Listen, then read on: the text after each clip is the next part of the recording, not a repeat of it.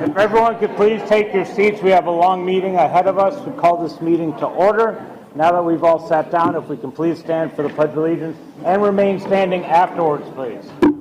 I pledge allegiance to the flag of the United States of America and to the republic for which it stands, one nation, under God, indivisible, with liberty and justice for all. Thank you. Please remain standing. Many of you have heard down in Fort Myers Beach we had a major loss in the tourism industry recently. Mr. C., who is the founder of Vilani Kai, passed away. We'd like to ask for a moment of silence in his honor.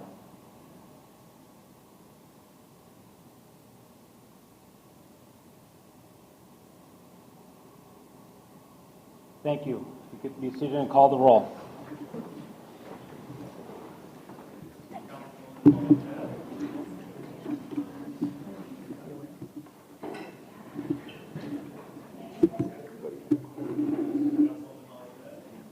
Holly, say hey.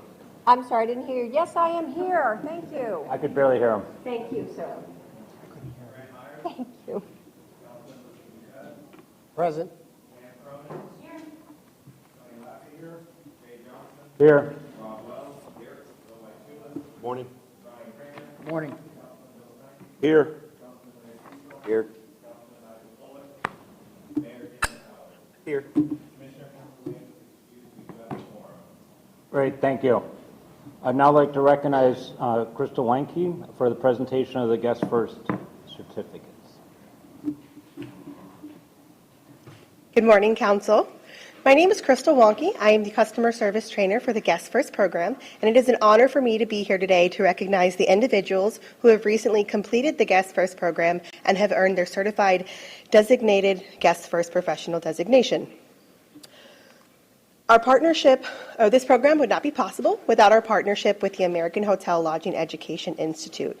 Together, we strive to raise the level of service provided to visitors here in Lee County that keep them having those memorable experiences and keep them coming back year after year.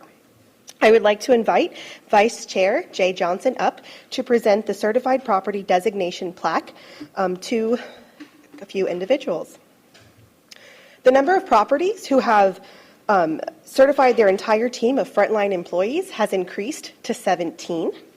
I would like to invite, here's a quick snapshot of the VCB team who has recently earned their certified property designation. Tamara, please join us at the front.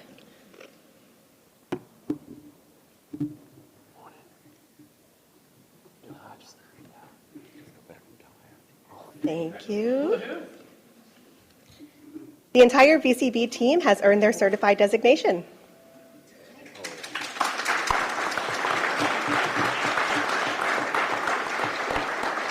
Better than DC.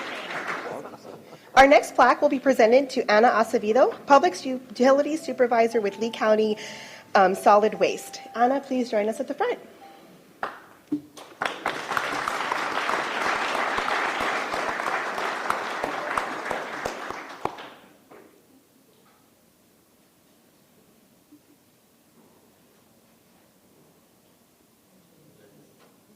In addition to that great news, with our recent fall cohort, we now have 1,174 individuals who have completed the Guest First program. Here's a quick little snapshot of the cohort from our fall season. As I call your name, please come up to accept your PIN as well as your certificate. Alice Arevalo.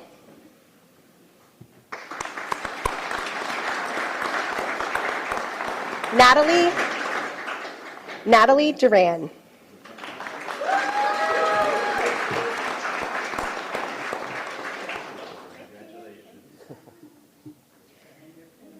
Angela Mitchell.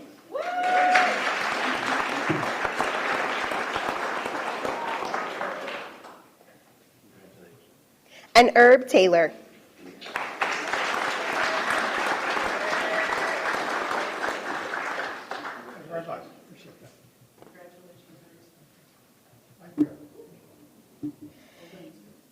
Congratulations to all of our graduates, CGSPs, and their supporters. Please join us into the next room for refreshments. Thank you so much.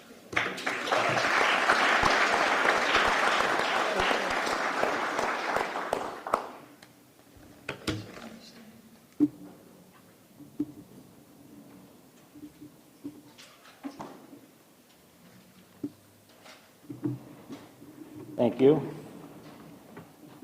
We're on to our next item. I'm now looking for a motion to approve the January 16th, 2025 TDC meeting minutes.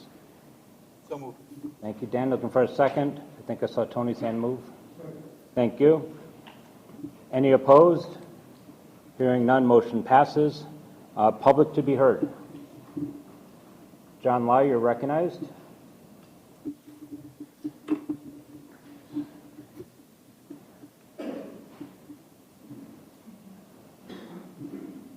Good morning, council members. John Lai for the record, President and CEO of Sanibel Captiva Chamber of Commerce. Just wanted to follow up on a promise I made last month to treat each and every one of you to the new New York Times bestseller, Tales of an Island Innkeeper from our very own Tony Loppe. And Vanna, would you mind handing those out to the council? Wonderful. Be an informal book signing afterwards. Pictures cost money, but signatures will be free. But wanted to first of all just once again thank you, Tony, for sharing your stories and for being the leader that you've been on our island for as long as you've been. Also, while I'm up here, I would be remiss if I didn't take a second and just let everyone know that the Tourism Day is coming up on March 26th. It's a great time in Tallahassee, and said no one ever, but I certainly hope to see you all up there. That's our time to advocate for our community, advocate for our industries, and advocate for Dana Young retired last Friday, and we've appointed as a board of Visit Florida in her place as an interim basis the COO of Visit Florida, which is Craig Thomas. He will be filling in until a permanent CEO is named. So excited about that. If you have the time to come on up to Tallahassee for Tourism Day, get a chance to meet Craig, and really hopefully at that point we'll have someone named. My fellow board member Rob Wells over here, we're waiting for you to step up and name someone, so we just get on that. And then lastly, wanted to mention that we are really excited. We've hit the 45% mark on Sanibel and Captiva combined with pre and inventory. I know that the numbers differ from Chamber to TDC. We do combine Sanibel and Captiva, and I know they break it out. But just as of this morning, I got a call from Sundial that 22 more rooms have been added, so they're up to 98 rooms. And then we've got Jensen's coming back online this Friday. That's tomorrow, Valentine's Day. Remind me of that.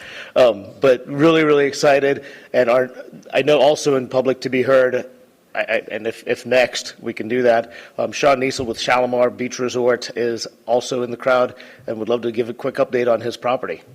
So thank you very much. Thank you, John. The floor is yours, sir.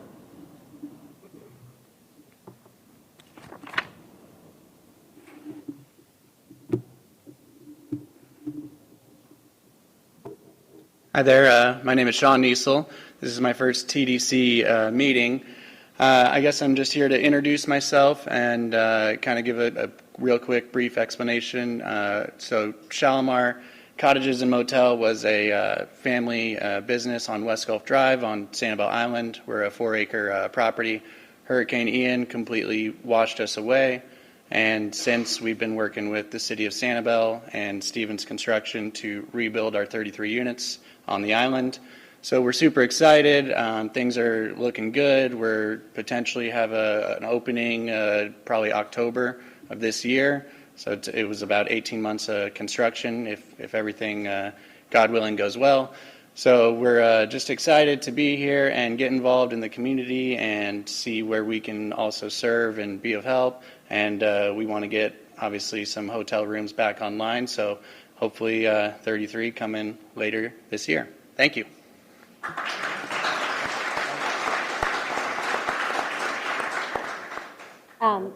Chair, I really want to congratulate Sean and his family. It was a huge commitment they made. They are the first ground up build on our island. And soon after the storm, they made that commitment. We're going to stay here. I remember the day I came on the island was the Friday after the storm, and I could only get to where all of your cottages were in the middle of the road. and it was heartbreaking. But they made that commitment early. They have, it's a huge financial commitment. It is going to be an amazing project, and I'm so very proud of this young man because I know he and his children and his grandchildren will be enjoying this as we all will for decades to come. So thank you very much for being here. Thank you. Additional public to be heard, sir?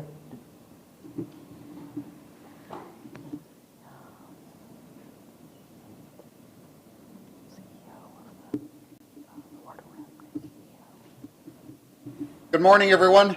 My name is Chris Verrill. I am the new executive director at Florida Repertory Theater. I've only been here in Fort Myers in Southwest Florida for 4 months. Got here just in time for the last hurricane. Yay. And while I am new to Southwest Florida, I am not new to theater. I've been managing theaters for a couple of decades, most recently in Flagstaff, Arizona, where our theater was a historic theater in a historic downtown. Sound familiar? So we worked very closely with the CVB to help drive tourists to Flagstaff, and once they were in Flagstaff, to get them to stay longer. So we look forward to doing a better job of helping the CVB staff here do the same thing in Southwest Florida. I just wanted to come say. And lastly, in Flagstaff, I was a member of the Tourism Commission. So I'm right at home. Good to see you all.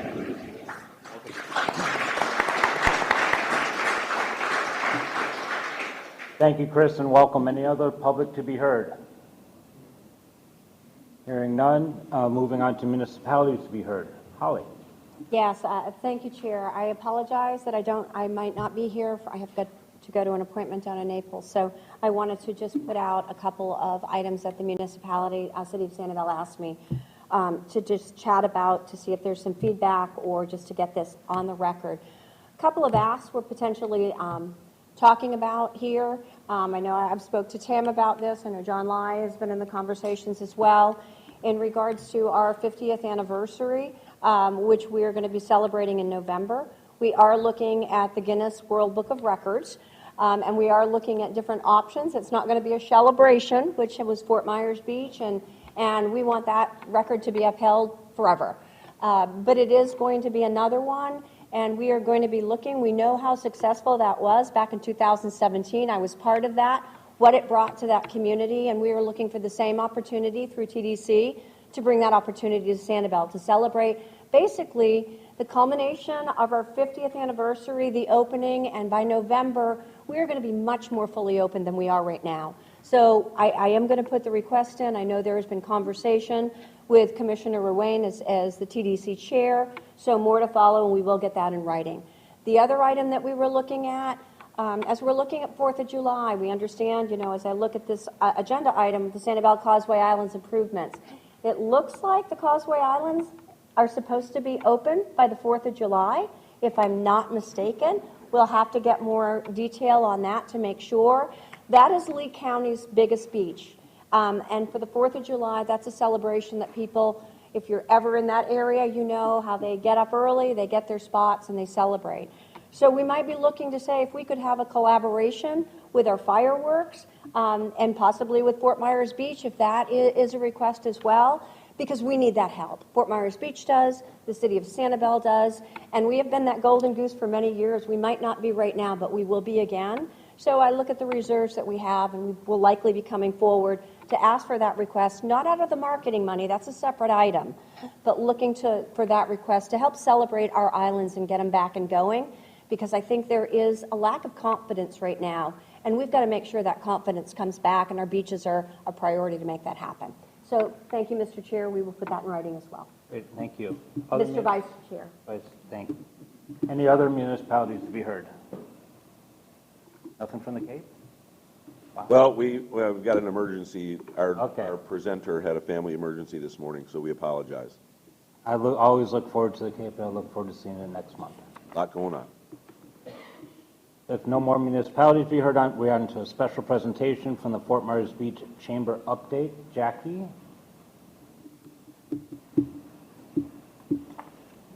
Good morning, everybody. My name is Jackie Lezak, for the record. I'm the president CEO of the Fort Myers Beach Chamber of Commerce, and thank you for having me this morning. We're thrilled to be here. We have had quite a year in 2024, and of course kicking off 2025. So what we did, talking a little bit about the TDC funds that we received, we are going to go ahead and start with our Q3 of 2024. Then I'll come back again to you guys and do the Q4, and probably after the first quarter do Q5, so we can kind of review those together. But my goal this morning is just to give you a quick idea of what's happening out on Fort Myers Beach with the Fort Myers Beach Chamber of Commerce, kind of run through a few things. I'll take questions if anybody has questions, and we're going to be just a little bit informal. Our chamber out on Fort Myers Beach, as some of you may or may not know, literally lost everything that we had in the storm in Hurricane Ian, right down to the last paper clip.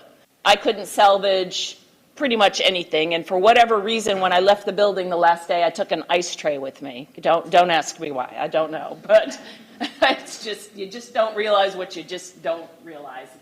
So the TDC funds that we received were critically important to us to get us back on our feet, to make us stable, and to help fund or seed some of the events that came in Q4 of 2024, like American Sand Sculpting Championship. Those funds that we received actually got that event off the ground, and as we'll talk about when I come back to you guys, was hugely successful.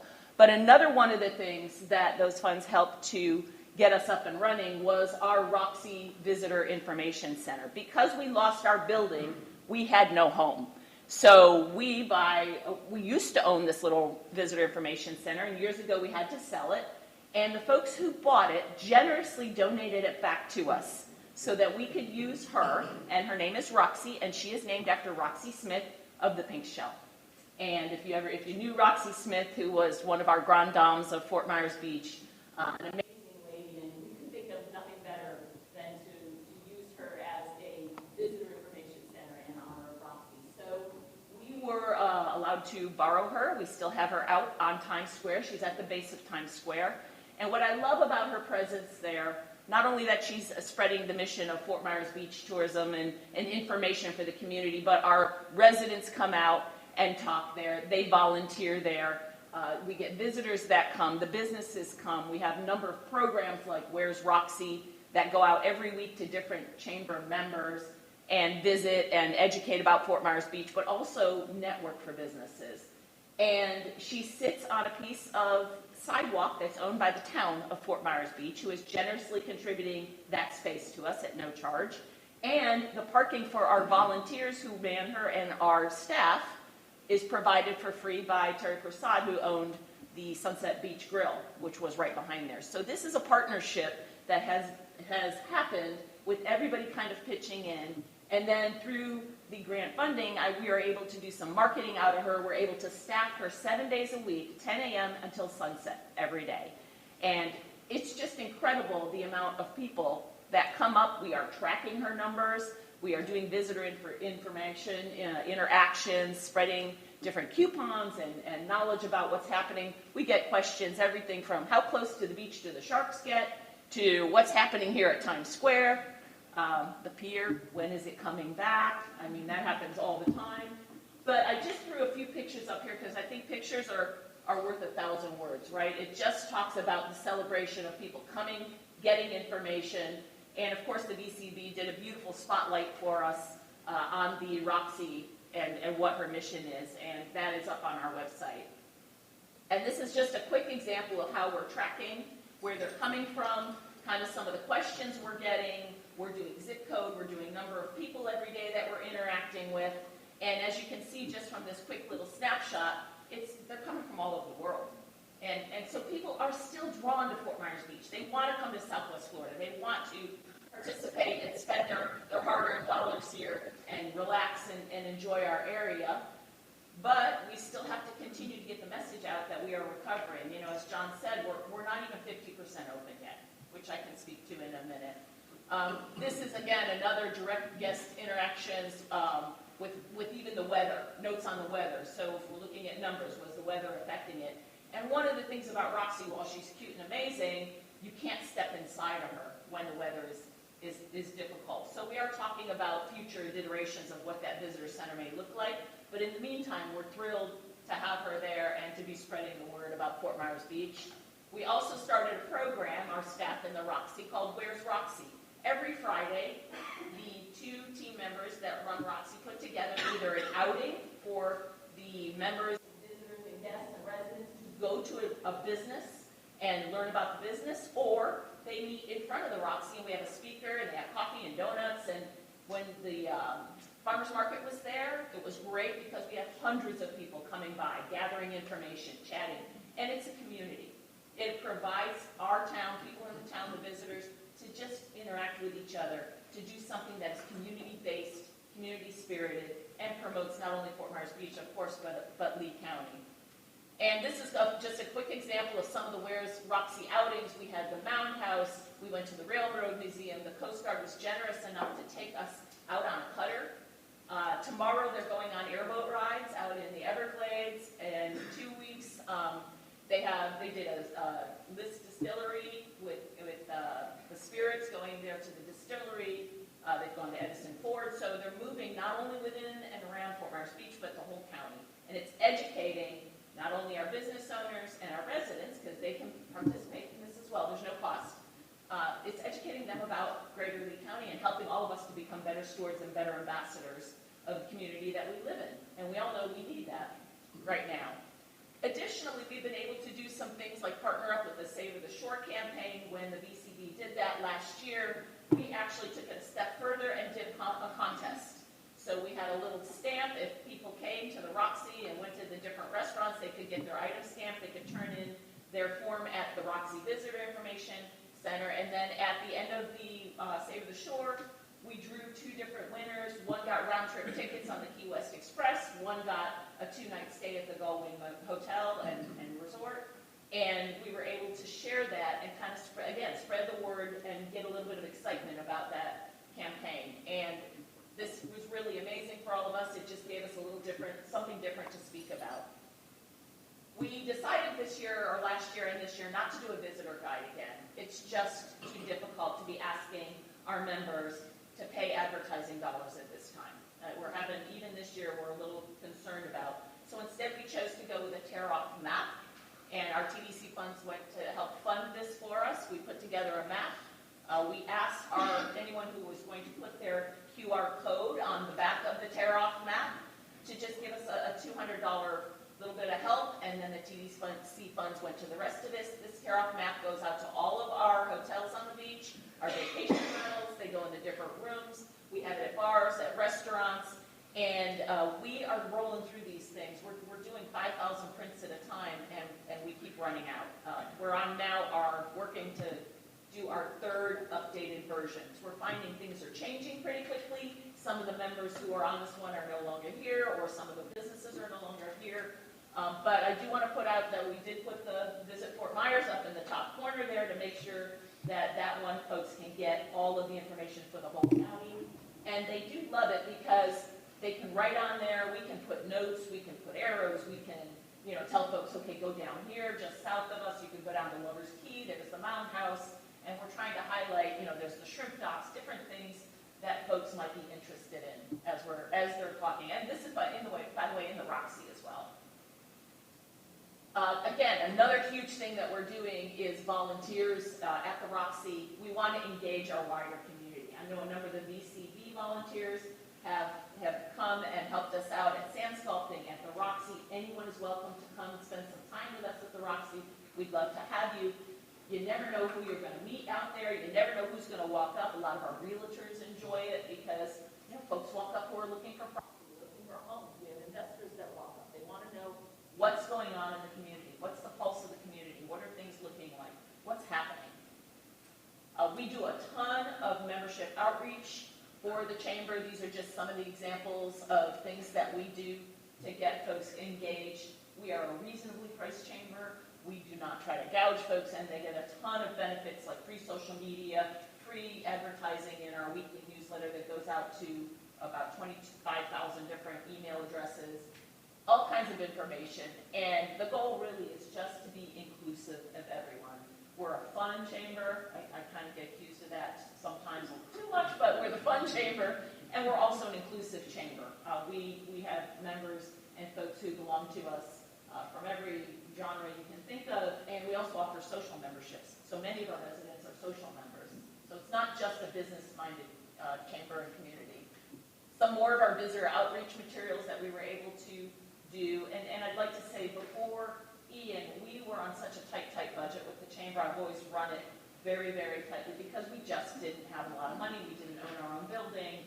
And this has been some of the things we've been able to do.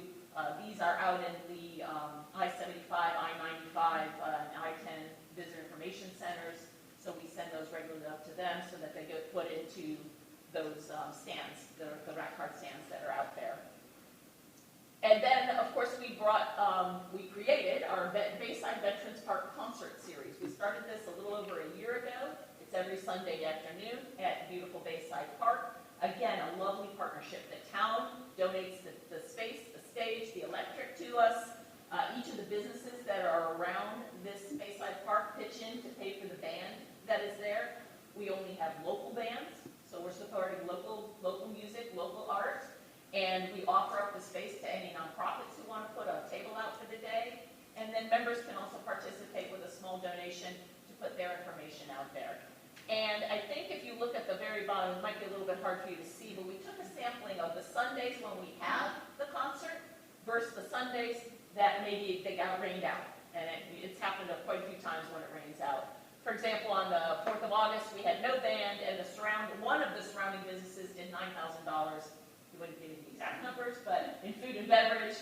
And then the next week when we had the concert, he did 20. And then 22, and then 27, and then we had a week without band because of rain, 12,000, and then of course 23. So you can see that band being there on a Sunday afternoon, 4 to 7, is a huge impact.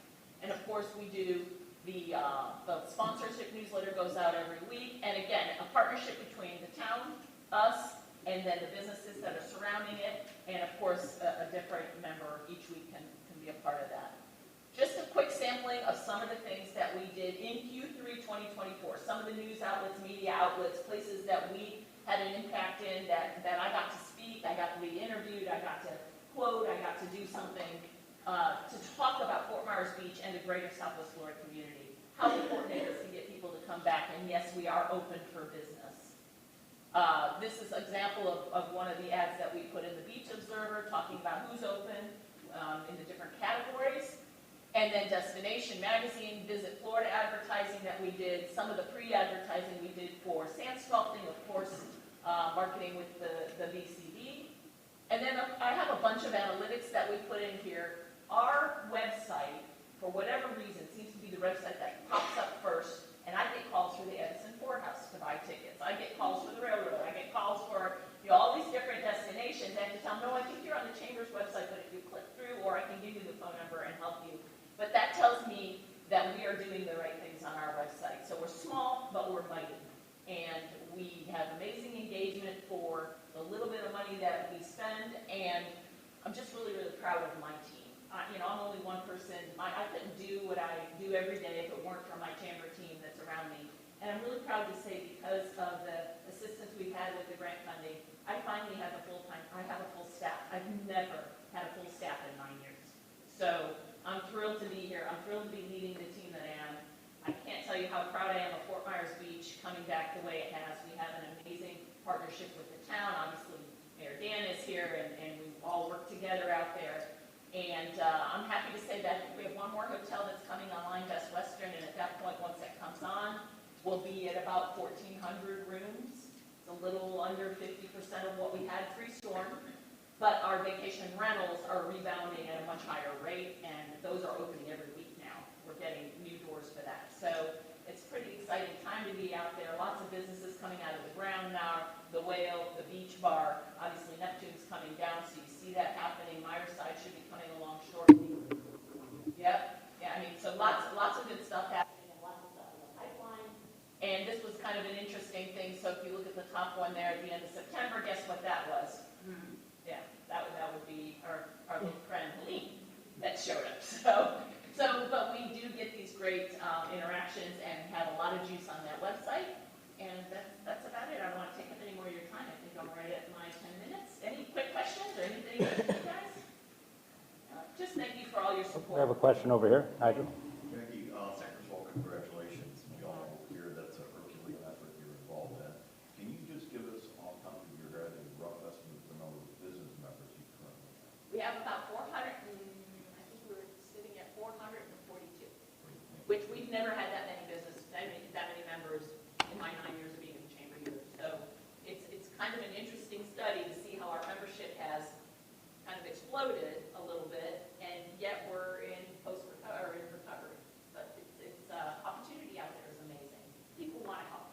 People really do want to be a part of it. Yeah, thank you. Hey, thank you. Any other questions? Go Roxy. Thank you for having me today. I appreciate it, and you'll have a good rest of your day. Thank you, Jackie.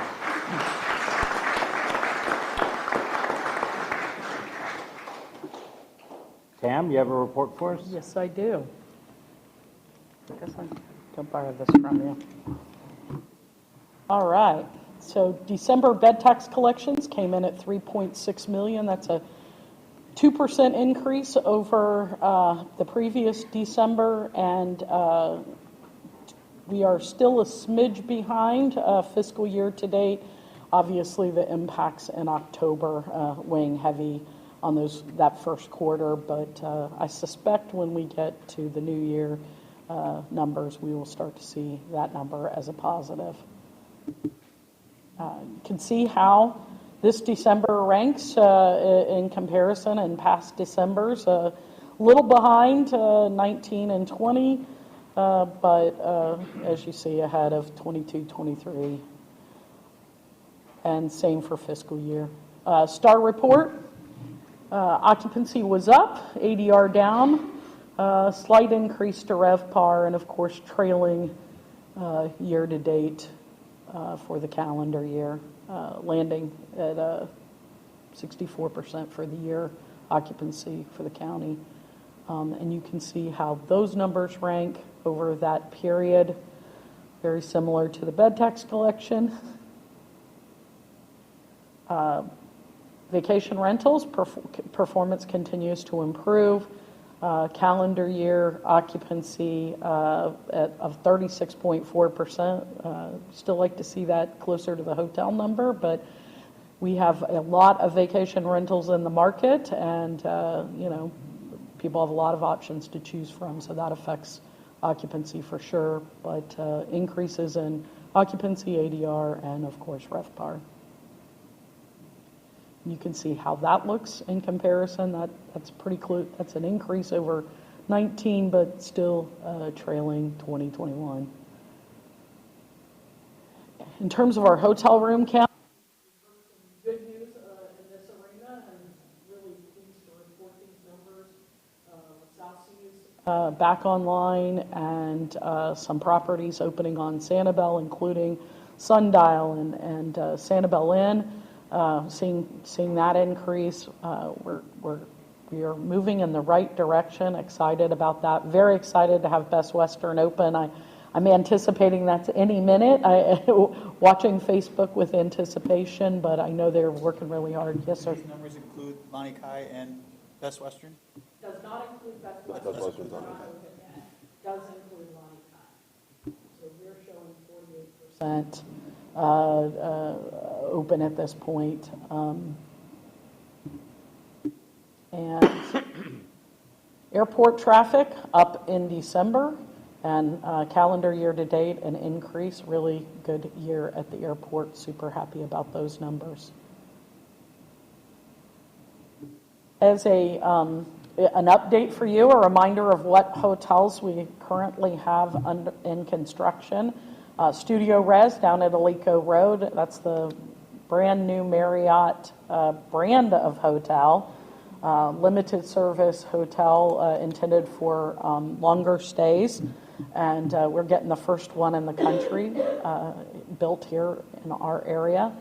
And then the two properties on Sanibel, the Shalimar, which you just heard from John, and of course Tony has good news as well. The Beachview project is underway, 22 units. So 2 projects under construction on Fort Myers Beach. And then this is the list of hotels in final planning. I will add that nothing you see on that list is a guarantee. We get this data from CoStar and blend it with some information we have, but, those are projects that are in the works potentially, and a little bit of indication there for you as to where they are. And then, next slide. Oh, I thought we had the ones approved. Well, Bill has good news from Fort Myers Beach. I thought we had some of those images. So at Fort Myers Beach, we have 3 projects that have approval. Myers Side, 45 units, I believe, there. Do I have that number right? I think that's right. And Neptune. Yep. And now a new project at Pinchtown. Yep. So Exciting. soon those, fingers crossed, soon we'll start to see those come out of the ground and be moving some of those numbers ahead. But I'm pleased with where we are. All right, with that, I'm going to invite Joseph up to give us the fourth quarter.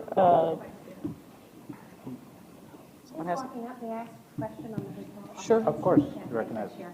How are vacation rentals considered in those? Can you just, are we going to be able to get them broken out at some point? I mean, that's just a huge question that we always ask. We're going to have more and more, so how are those incorporated? Are you asking? 2 questions. One, are vacation rentals included in that bed tax and grouped in on the hotel counts and things like that for? In terms of the bed tax report, of course, the vacation rental numbers are included. Okay. In terms of broken out, we have a real estate line on that breakout we share with you every year. And that's where you will see the vacation rental numbers. They are not broken out by municipality. Okay, because I know that they're just going to grow and grow, so it'd be really nice if we could kind of figure out how we could see those with the balance of hotels and things like that, because I think moving forward, that's going to be really important for us to understand, and also to make sure people are actually registered and paying the taxes that all the hoteliers pay for sure. It's a great question, and it's a question that comes up regularly. And so what I will say to you is we've heard you. We hear what the request is. Tam and her team continually are working with the clerk's office. As you know, it's the clerk's office that prepare those reports for us. We have had probably 3 or 4 conversations just in the last month to see if there is a way to provide some transparency in those reports, because I believe, that's really what you're all looking for. So we don't have the solution yet, but we will continue to have those conversations with the clerk's office to see if there is a way to give some more transparency in those numbers for the council. That would be great, and I would, add to that. Are there any other municipalities around the state of Florida, around the country, that actually do have that breakout? Because a lot of times we don't have to reinvent the wheel. We could just model after a wheel that keeps on turning. Yes, duly noted. And again, Tam and her team have identified some potential other reports throughout the county and provided that information to the clerk's office as a matter of example. Okay, thanks, Christine. You're welcome. Thank you. Mine relates to the STAR report, and it's broken out by county, state, and in the U.S. Yes, sir. How accurate is the STAR report showing units that might be offline? Do you think that there will be units when it comes up to this percentage that are actually not rentable? Yeah, STAR, I think we learned some things in the post-Ian experience with STAR. I think I always thought STAR was rock solid information, and I don't want to say that it's not, but in a case where we have partial openings, STAR does not have the capacity to manage that information. So It's also as good as who participates in it. So if you're a hotel that's reopening or not reopening and you don't pay to be with STAR, then your numbers are not in this. So, it's only... It's up to the individual hotel. If Yeah. you have rooms out of inventory, you have to report it to STAR, and they have to be out of inventory for a certain period of time in order for them to deduct it from the total room count. But they can do it, but the individual hotel has to do it, and they don't always do it. Yeah, It's a lesson we learned, through the experience. And by the way, our colleagues to the north that had some experience, room loss from Hilton and Helene, Milton and Helene, commonly called Hilton here. They're having that same experience, they're going through those same challenges, but, they don't know that we have X number of units open at a property versus X number of units closed. They're looking at that as a total available for occupancy. So yes, it is I shared that with you a while back. It is affecting the numbers. It's very difficult for us to pin that down, but it is affecting the numbers. The other thing is, it's great as we add these properties back online, but you don't immediately have your occupancy of everyone else the minute you open your doors. So that's taking some time too. And not to forget, we opened 600 hotel rooms between April and December of this year, also impacting occupancy. Those were all inland hotels, new builds open, but all of those things are affecting, supply and that occupancy rate. So lots of variables, lots and lots of variables. Did that answer your question, Rob? Any other questions? Right. All Joseph. All right, well, thank you very much. Again, Joseph St. Germain, I'm the president of Downs St. Germain Research. I know it's a packed agenda, so we're giving a very broad overview of October through December, and then we'll also do a short recap of a hurricane sentiment study that we did in November, which the team has had for a couple months, just to give you a sense of understanding how much we had to overcome for this busy season. So if you want the full report, it's only 140 slides, so long weekend, you can kind of get through it. Mine on the October through December is going to be 7. So again, pretty broad as we get through this. And before I get into the figures, you've already touched on it, but October through December across, as we're putting, we put a lot of type reports like this together for October to December. Hurricanes impacted the entire state. Some places were up because they had hurricane evacuation. Other ones got impacted by the hurricane, so that had some impact on all these numbers. So let's look at some of the major metrics, and I just did in comparison to like 2022 and beyond, because that's some of the feedback I've received from this board. Let's kind of continue to look forward. Number of visitors was up 7.6% year over year, and as you compare that to 22, like the right after Ian, and then also room nights were up 6.1%. One of the things there is, we continually have more units being open year over year as we kind of begin our recovery. So occupancy can be flat, yet room nights go up. That's how that relationship works. And then also just for the calendar year, visitation reached nearly 3.2 million, up 15.5%, and room nights up 15% to 4.4 million. As we look at spending and economic impact, spending for October through December, nearly $680 million, up 3.2%. For the year, it's a little bit greater than $3.1 billion. And then as we look at total economic impact compared to the direct spending, up 2.7% over $1 billion. One of the things that you'll notice there, visitation was up slightly higher than spend. Two factors there. If someone is evacuating or here for hurricane recovery, they spend differently for leisure, but also as part of an post-pandemic, people are still taking trips. They just may be taking shorter trips, spending a little less money, but they're still not stopping the trips. So that's why the growth in spend wasn't as high as the percentage of the growth in visitation. Just some things to mention there. Normally I go through a whole bunch of slides. Four things generally that kind of speak to national trends that you're seeing here. Number one, the share of visitors who considered other destinations within the state nearly doubled. And that now other destinations means we're not talking in that question we asked, did you consider like Orlando or Tampa or other places in Southwest Florida? But like the lesser traveled destinations, we're starting to see more people consider those destinations. That's part of a national trend of people coming to maybe not wanting to go to the Bright Lights Big City or places that they've always been to, or like the things that nationally you think of with Florida, like Disney or things like that nature. So that's something that you can lean into a bit. You're not a small destination, but you're also not Orlando, so that's something that can be your benefit as we move forward. One of the things, actually, as I had a call with Tamara before this presentation, one of the things that we noticed this quarter was an increase of visitation from within state. So that was when it went from 7% 8% to 8.6%. Still not a massive percentage, but still that's 20,000 more people from within the state, and a lot of them coming from Southeast Florida, Miami, West Palm Beach, that kind of thing. Granted, it may not be to what it was, but it's still, we're starting to see some movement there. So that was good to see. As we look at your top markets, there's the list. Chicago was 6%, New York, Atlanta 5%, and then the rest of them that you see listed was at 3%. A lot of the names that you're used to seeing very often. Again, this is October through December. I do know from Minneapolis-St. Paul, I had breakfast next to a big family from Wayzata, Minnesota. So that's going to be your Minneapolis-St. Paul area. So that's something I know that does good in January through March. So just something I want. And one other thing I did want to mention, the percentage of visitors who came from internationally was about the same, but that means there was about a 7% increase in international visitors. So that was good to see, especially at a time when you had a couple of hurricanes coming into the state, not only here, elsewhere. Where we saw it international, a lot of folks who had that trip booked, as long as it wasn't during the hurricane, a lot of them still made that trip. So that was good to see.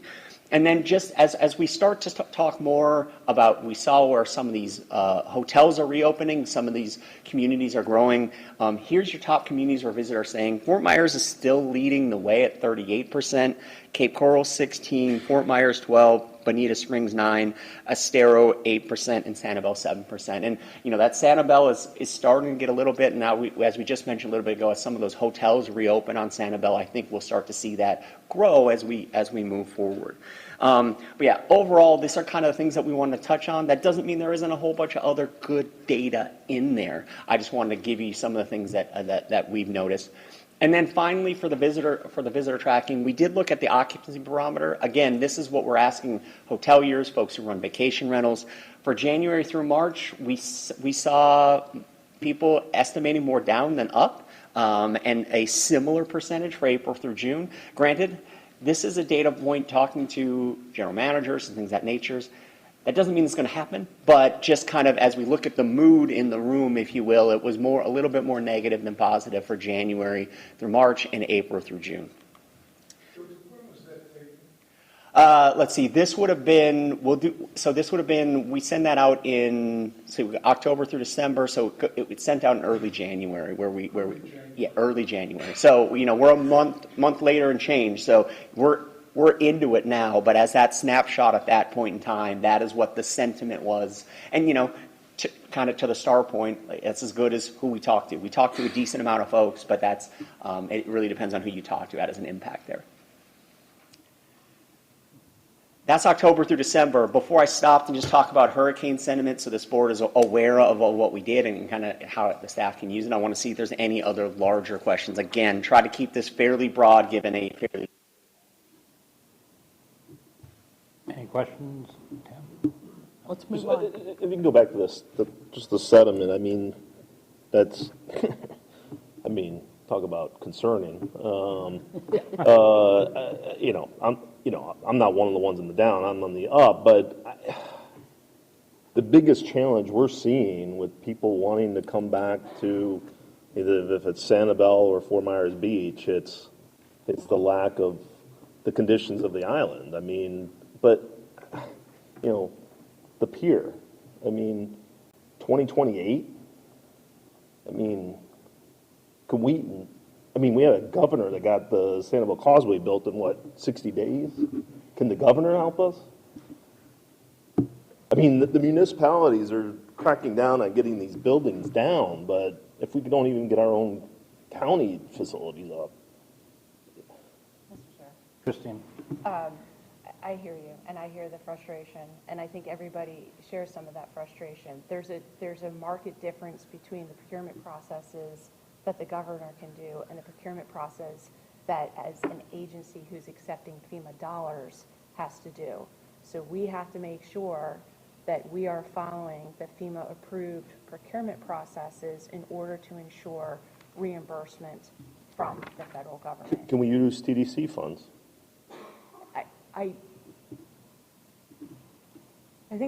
think that can be a loaded question, in that when you are looking at one project in the totality of all the projects that still need to be funded, or still need to go through that process.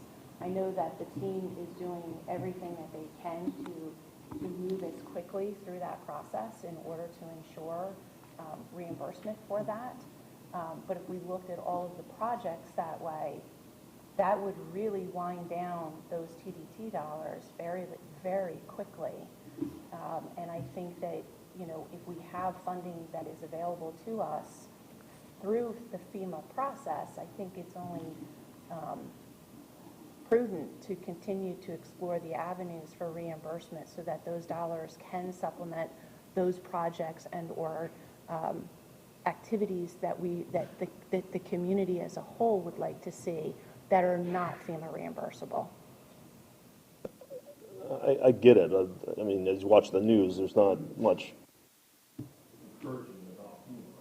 or any federal agency, but I mean, they're telling you right now, the number one, I guarantee you, the number one reason because of the visitors are not coming back to us because of the condition of the area. I mean, that's the biggest battle that we hear constantly. And it's just, you know, from us, marketing, we're focused on, you know, all right, get to the resort, stay at the resort. But that, I mean, that's not good for the whole community. I mean, it's getting, but we got to get these things fixed. In fairness, I think some of this response here is particularly from the open hotels that just had 600 rooms built around them. You know, if you've got 5 new hotels added to the marketplace, it's going to affect But if you your go occupancy. to beach hotels, Yeah. they're not going to get, it's an overflow. Correct, I mean, correct. And if we don't get these facilities up, you ain't going to get the bed tax dollars. I understand. I'm just saying, I think that particular response has to do with an increase in supply and recognizing that occupancy is going to be impacted by that increase in supply. But I'm not discounting what you're saying. I think we all are ready to have those facilities rebuilt. But I think that some of what you're seeing there, and maybe it would help, I don't want to push, but maybe it would help if we go to the next portion of Joseph's presentation, because he's... Kristen had a question. Yes, Bill, legislature's in session now. Best thing, and we had good advice yesterday, is get on the phone with our elected representatives because they're in the hot seat right now and they're talking about budget. And I think that's what we're going to be doing. You know, I just came back from Tallahassee. I spent all day there yesterday, and it's a very interesting environment, much different than last year. The message we got all the way around the board was there will be fewer dollars, and they're going to be very careful how they allocate them. The money's just not going to be there like it was, and federal dollars are not something we should be counting on to the extent that we have in years past. Even though they know we're still raising them, it's just not there. So, you know, I hate to be the doom and gloom guy, but we need to be planning for protecting our belts. Where the beaches do well, the whole county does well. So Help ourselves. I'd be glad for Fort Myers to chip in and write a letter. You'll help the beaches. Well, I think that, to your point, I've gotten the same message that, you know, dollars are going to be harder to get, right? Doesn't mean that they're not available. How do they get allocated, I think, is important. Right. You know, talking to what Bill was saying and what you were saying as far as it's a complicated process when you're waiting for FEMA dollars. And it's a lot of red tape. And it's a double-edged sword for an elected official to be able to say, you know, we're waiting for FEMA dollars. Well, Bill, you're saying, why aren't we getting this bill? Well, yeah, you could pay for it, but then you're no longer able to get that funding, right? So who's going to pay for it? It's going to be the taxpayer at the end of the day, right? And then they get upset that why are you building something that a hotel is going to benefit from with my tax dollars? So I think from the state, I think a good approach is, from the county's point of view, is to attack it as a TDC. Where can we get those funds that can go to these projects so we don't have to wait for FEMA to obligate these, whether it's restroom trailers, whether it's building the pier, whatever. If we can get them to focus those few dollars to where it benefits the entire county, whether it's on Fort Myers Beach, Sanibel, Captiva, wherever, or Cape Coral, if we can direct that funding to the projects that we know we're going to be waiting for years on from FEMA to get the funding back, that might accelerate some of these things to want people to come down and spend the money then it's going to the entire county. It's not going just directly to Fort Myers Beach or Sanibel or Cape Coral or Estero or wherever. At least that's my mentality when I go up there and talk to them. Is it's not a lot of money, but if we can direct it, we're all rowing in the same direction. I think we could get more that way than trying to be individuals. It's my 2 cents. I just want to make it clear for the record that all of these projects, including the pier, they are moving forward. So they are moving through the process, and you know, the teams that are put into place, Robert Cody, Assistant County Manager, has facilities. You know, they are making all these projects a priority. So they are moving. I don't want anybody to think that we're waiting for some approval process to occur, because that is not the case. And on the pier, I believe they are moving through the design phase right now.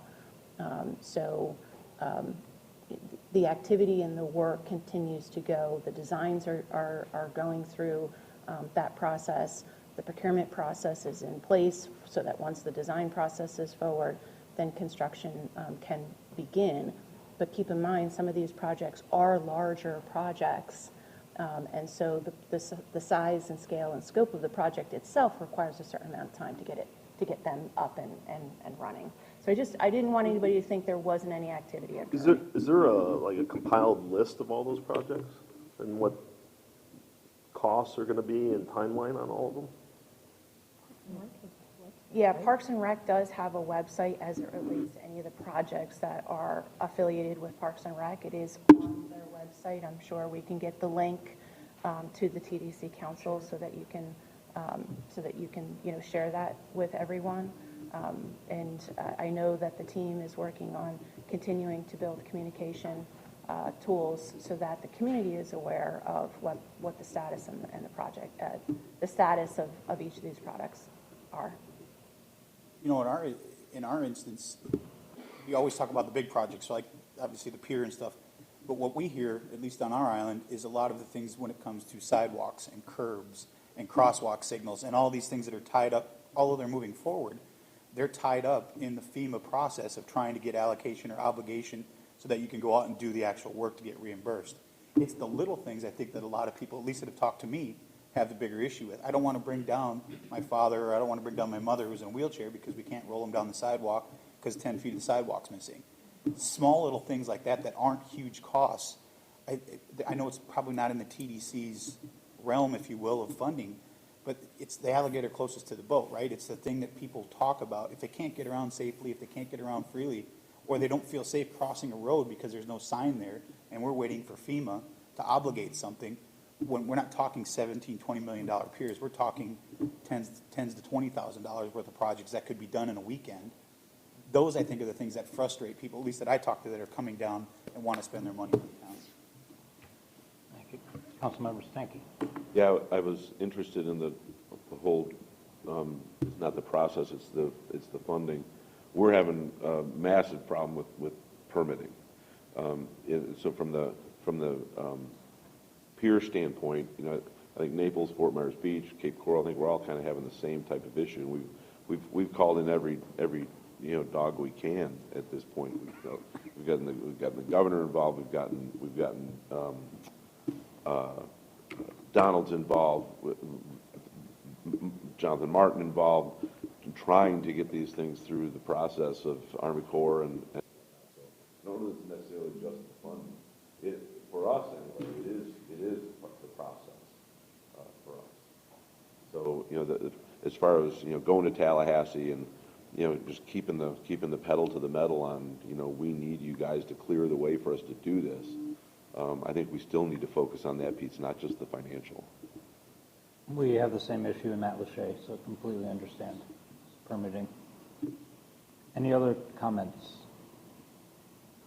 Joseph, great presentation. You want to continue? Yes.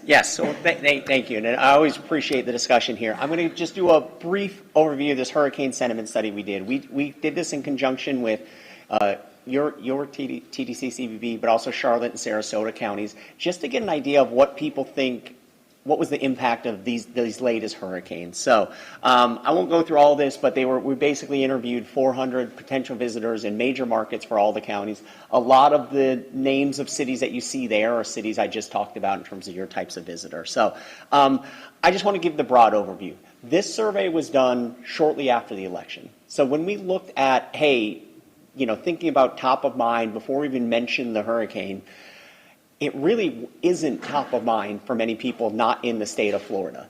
Only 2% of visitors wouldn't visit the area in the next 6 months. And again, this was done in November because of the hurricanes. Only 5% canceled trips. We know there were canceled trips due to hurricanes. But after the election, it was kind of like the election kind of took it out of people's minds, and it really wasn't top of mind anymore. At the same time, later in the questionnaire, when we reminded them of the hurricanes, because that's important when you're doing a survey like this, because if you're going to visit an area, you're going to do some research, and you might be reminded of that thing. About 1 in 6 mentioned they wouldn't visit the area in the next 6 months, so which is currently this period. And about 2 in 5 believe there's a major impact on Lee County. Okay, Joseph, what does all this mean? What it means is it's a reminder that you need to keep telling the story and continue to market in order to just remind the people that you don't need to tell them that we're open. It's just more of a, hey, show them that we have a lot of good things available, because you are going up always against their perception. And unless you're pushing that narrative, they are just going to think hurricane. And especially for folks who don't live in Florida, it's just a different mindset from all the sentiment studies that we've done. So just a reminder to keep pushing that, just because it's like, again, it's not top of mind. It's not what they're thinking about. But if they do some research and it's brought up, you need to be pushing that narrative. You need to be the ones who are kind of telling that story, as opposed to letting the news tell that story when it comes to what it's like right now compared to what it was 3-4 months ago. So that's the broad overview. It's kind of like it's not a top of mind issue with potential visitors, but it is an important issue to remind you that you need to keep telling that story, because it does come up. Any questions there? Thank you, Joseph. Thank you very much. Thank you. And sir, with that, my report is over.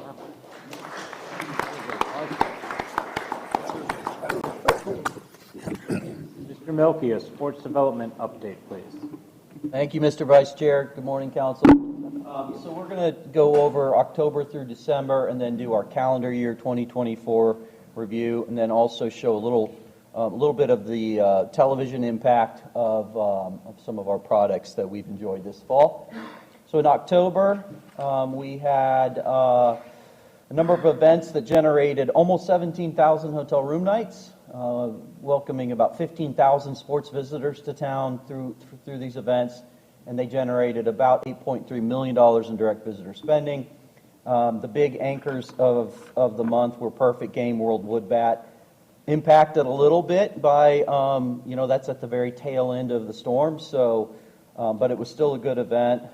We had one of our smaller bowling events. As you know, we cycle through all the bowling championships in Florida, and this was our year for the women's senior event, which is a little bit smaller. And then next slide, you can see our monthly, our annual trend line for this month. Where do they bowl at?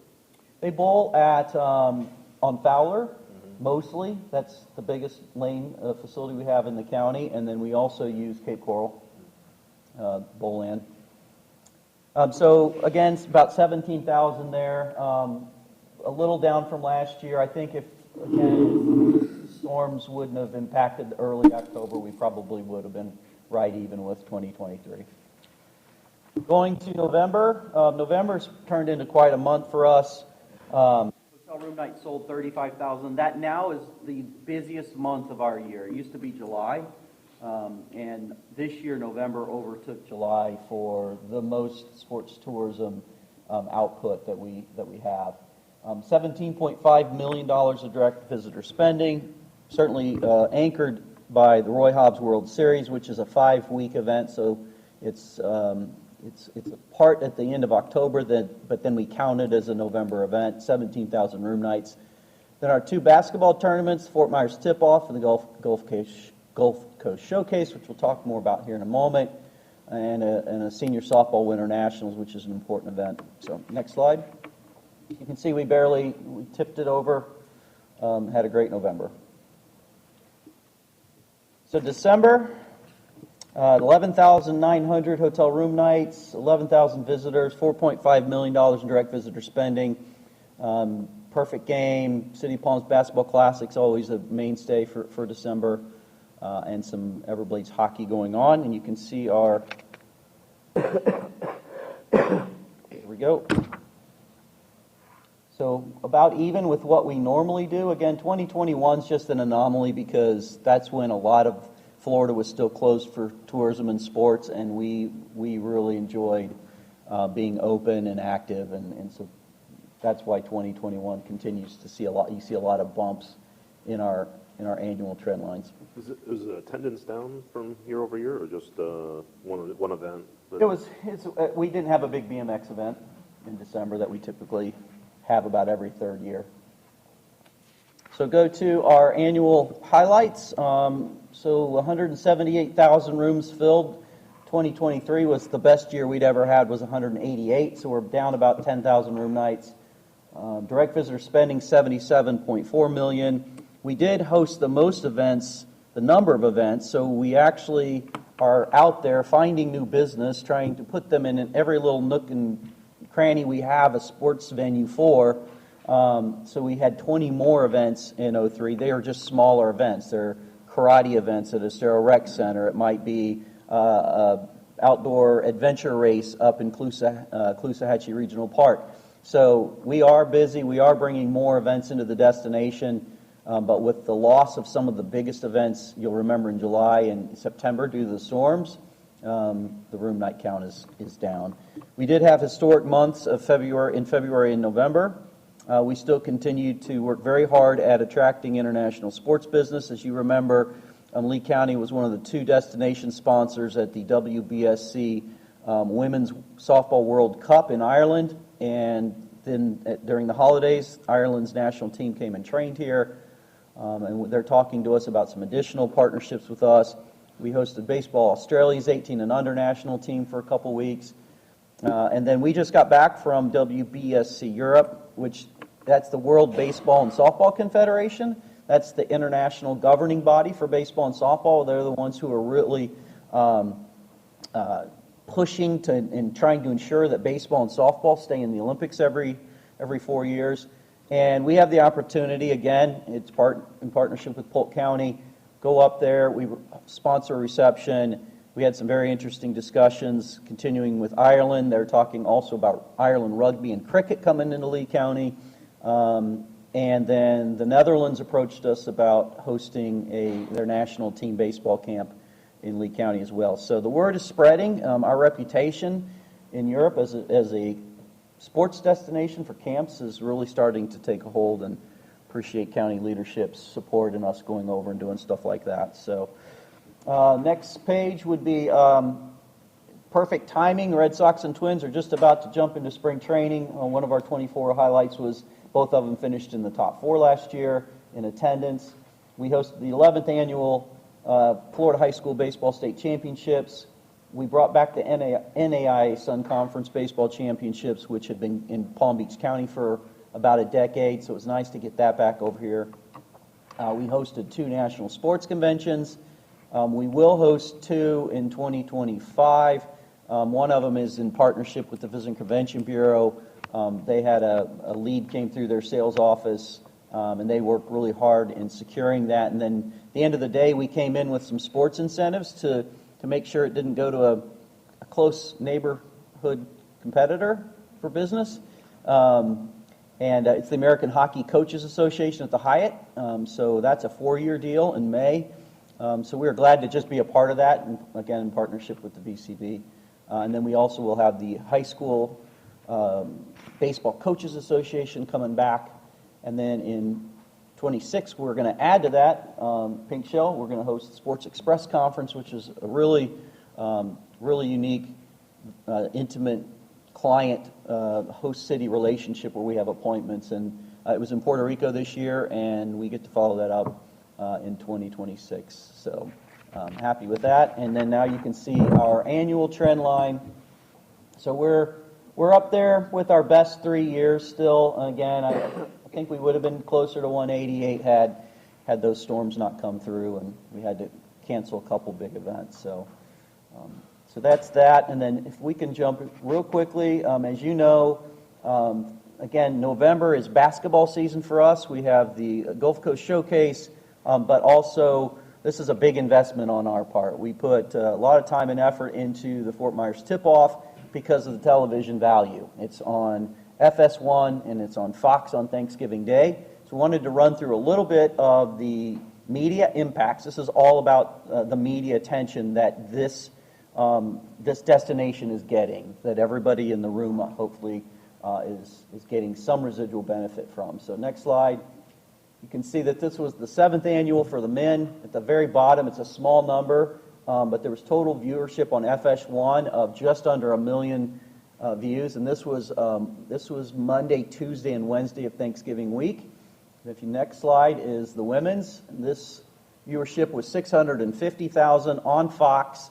That's almost all on Fox and the Women's Sports Network, but most of that viewership came on Thanksgiving Day on Fox National Television. And again, we had South Carolina defending national champs in town. So that was good. And we'll just go through a couple really quickly, just so you can see the assets that we're getting, and that we are making sure that our destination is seen by the world, at least who are watching basketball. Next slide. Next slide. Here you can see this is on-site signage for everyone to see. Next slide.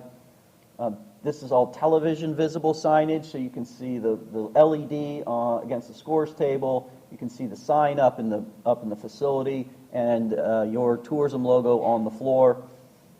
Again, this is like the Wisconsin-Virginia Tech game on FS1. Next slide. They also gave us all of this LED signage at the Milwaukee tip-off, which was kind of cool. That their partnership yielded. They said, "Hey, we haven't sold all of our assets, so we're gonna market Fort Myers up in Milwaukee." So that was additional coverage we did not pay for. Next slide. We also sponsored the instant replays and the starting lineups, things like that. Next slide. Website inclusion. Next slide. I think we can wrap this up. So what Intersport tells us is that this media value is $1.2 million for our $230,000 investment. We are working with MMGY team to verify those numbers to make sure the return on investment is still working the way it's supposed to, and we'll report back to you on that. And then, I think that's the last page. Just a couple of comments I want to make about, and I always try to do this at the end of our year, is we are only as good as the partnerships that we're surrounded with. And we're so fortunate to have great partnerships. Many are in the room. Red Sox and Twins help us with just about everything, along with the Mighty Muscles. The two colleges partner with us on so much. A lot of you hoteliers in the room, so important to us. Our partnership with SOC, which does much of our sports housing, is here. But the linchpin partnership is Parks and Recreation. And I've said it 20 years, and I'll continue to say as long as they'll let me work here. There's no better parks department in the entire country. And when we sit with our colleagues and they ask us why we are successful with the resources that we have available to us, we let them know that Parks and Recreation is that reason, because of the facilities, because of the manpower, because of the resources that they're able to dedicate to sports tourism. They're not just a partner, they're part of it. It's really hard to peel away when sports and parks move apart. And then, so I just want to say, Mac, I see Mac in the room, and Kathy, thank you guys so much.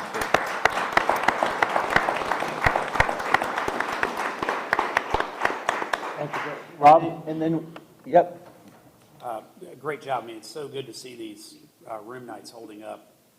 They seem to, for sports, probably has to do with a lot of the inland nature of the sports has held up better, I think, than some of the other areas around the county. Question for you. It looks like direct visitor spending is $77.4 million. Do you have a rough estimate of how much is put in as far as what your spend is to get that each year? What do you mean, the return on investment as far as bed tax coming in versus bed tax going out? I guess that would include all of our funding of baseball stadiums, the sports authority budget, any cost. I'm wondering if you guys compile that to see whether at the end, the 77, what you get to get to the 77.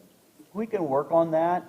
Typically, what we find is that the bed tax being generated through amateur sports alone is paying for our budget. It's basically about a break even. But then the economic impact on top of that, which is direct visitor spending, that's the hotel, that's the shopping, that's the rental cars, that's the shopping and going to attractions. That's what the direct visitor spending is. So for our $1.2 million budget to generate $77 million of direct visitor spending in our community, I think is a great return on investment story.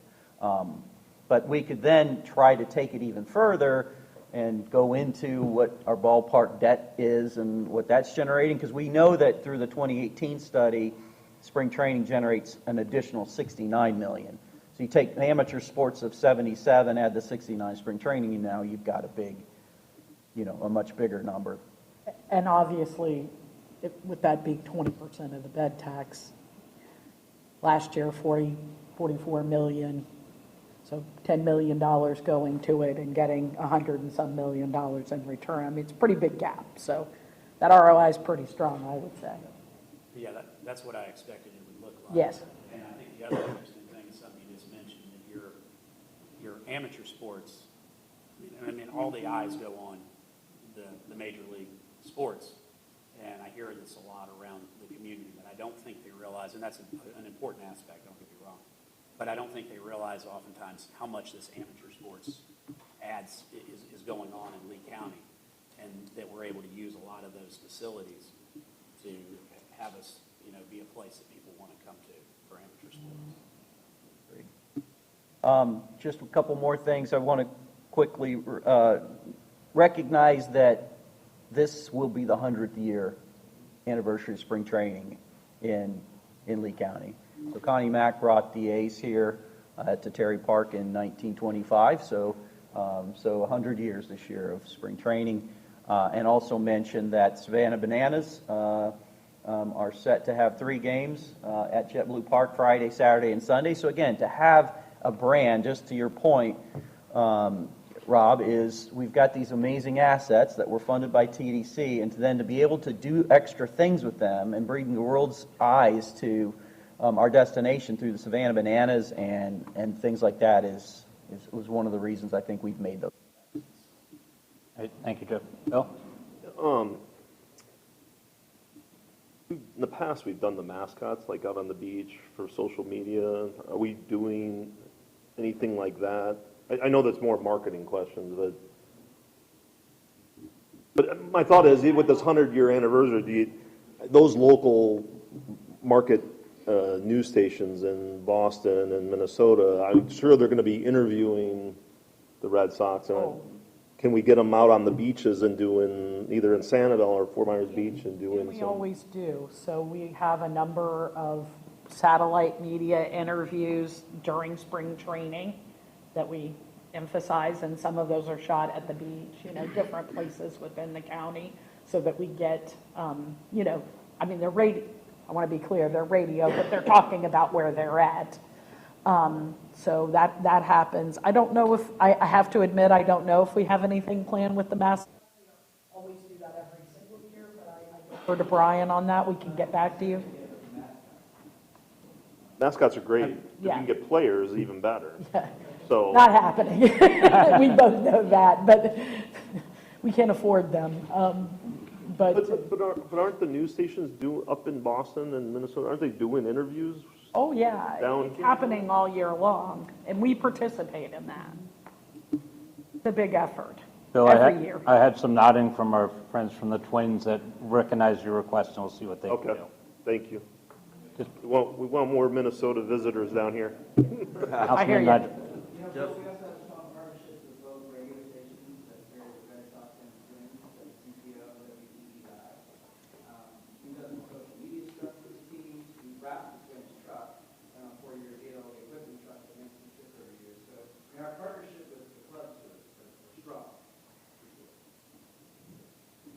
this is more an ask. I was looking at, Utah is going to have the Winter Games coming up, and it's not will they make a profit, it's they're looking at several $1 billion in profit because of the infrastructure they had. Coming a little bit smaller, but you think globally, if we partnered with other regions, or are there other regions here in the state that we could partner with and possibly look to recruit events? Not necessarily recreate or create, but just recruit events here if we partner with, say, Southeast Florida or Tampa, Orlando. So but again, that partnership with Polk County is part of that, right? We have very similar facilities. We have we're both fairly aggressive when it comes to going and having international presences at different places, because we have to.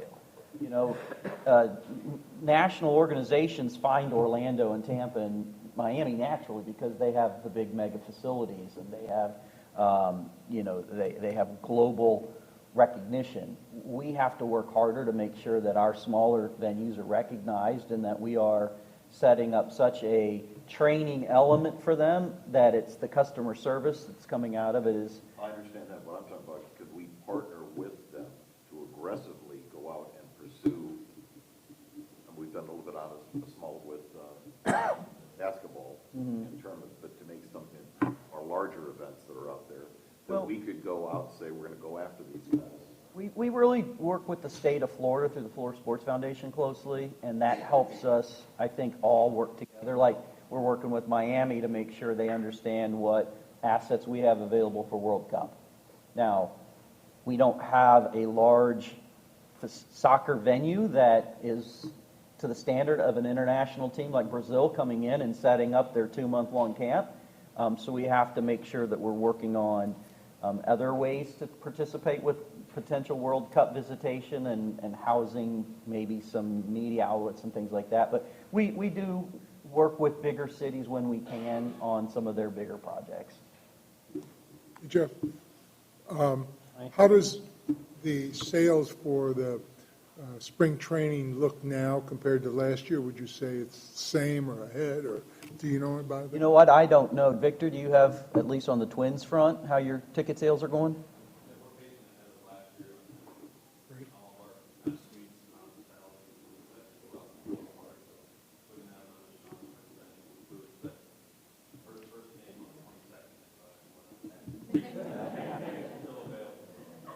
And I see an uptick in the Red Sox promotions locally here with adding specialty days and things like that. So I would have to imagine the Red Sox sales are doing well too.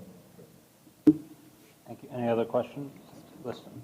You know, I want to put a plug in for Jeff needs a bigger budget because we could bring a lot of activities here, a lot of congresses, every committee has subsets of coaches committees, medical commissions, athletes commissions, and we can attract all that here because they're not going to be overwhelming.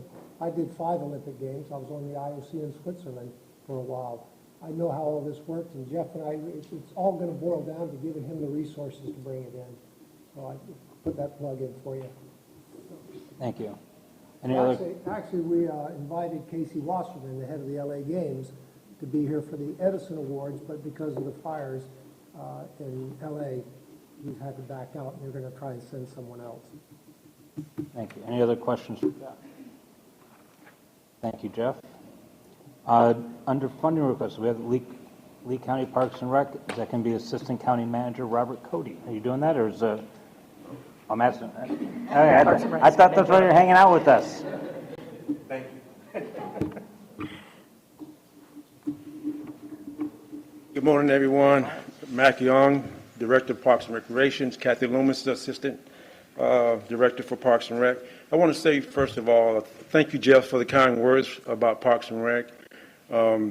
It's a team effort. We've been doing it a long time. We have the best group of people in parks ever. And we know that. Kathy and I, we always tell our group that we appreciate everything that they do. So we appreciate them so much. And we're also going to thank David and Angelil for coming in today from Family Initiative, and also Victor from the Twins also. Thank you guys for coming out today. We appreciate you so much. Today, good morning, Board and Mr. Chair. We have two requests today that we want to present to you guys today. One is the Sanibel Causeway, Island Beach's temporary improvements, and the other one is the adapted baseball field for special needs. FDOT, Lee County, DOT, Lee County Facilities, and also our Parks and Rec staff are working hard to try to get that island open as soon as possible, because I know it's a highly anticipated area that we're trying to get it done in a timely manner. It's going to happen in two phases. The first phase, we're going to be temporary improvements done and to enable a quicker access to the islands itself. And phase two, we'll come back at another time in another TDC meeting to ask for extra funds to permanent fixtures for that location.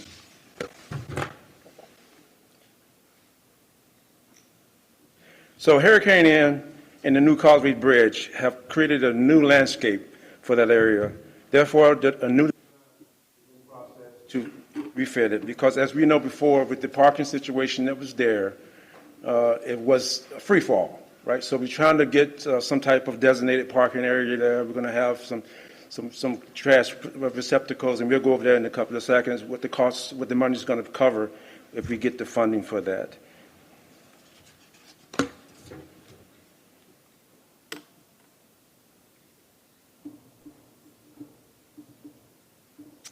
So with the total cost of the phase one project, it'll be about $592,000, and the county match is $78,000. And TD request today that we're asking for is $514,000.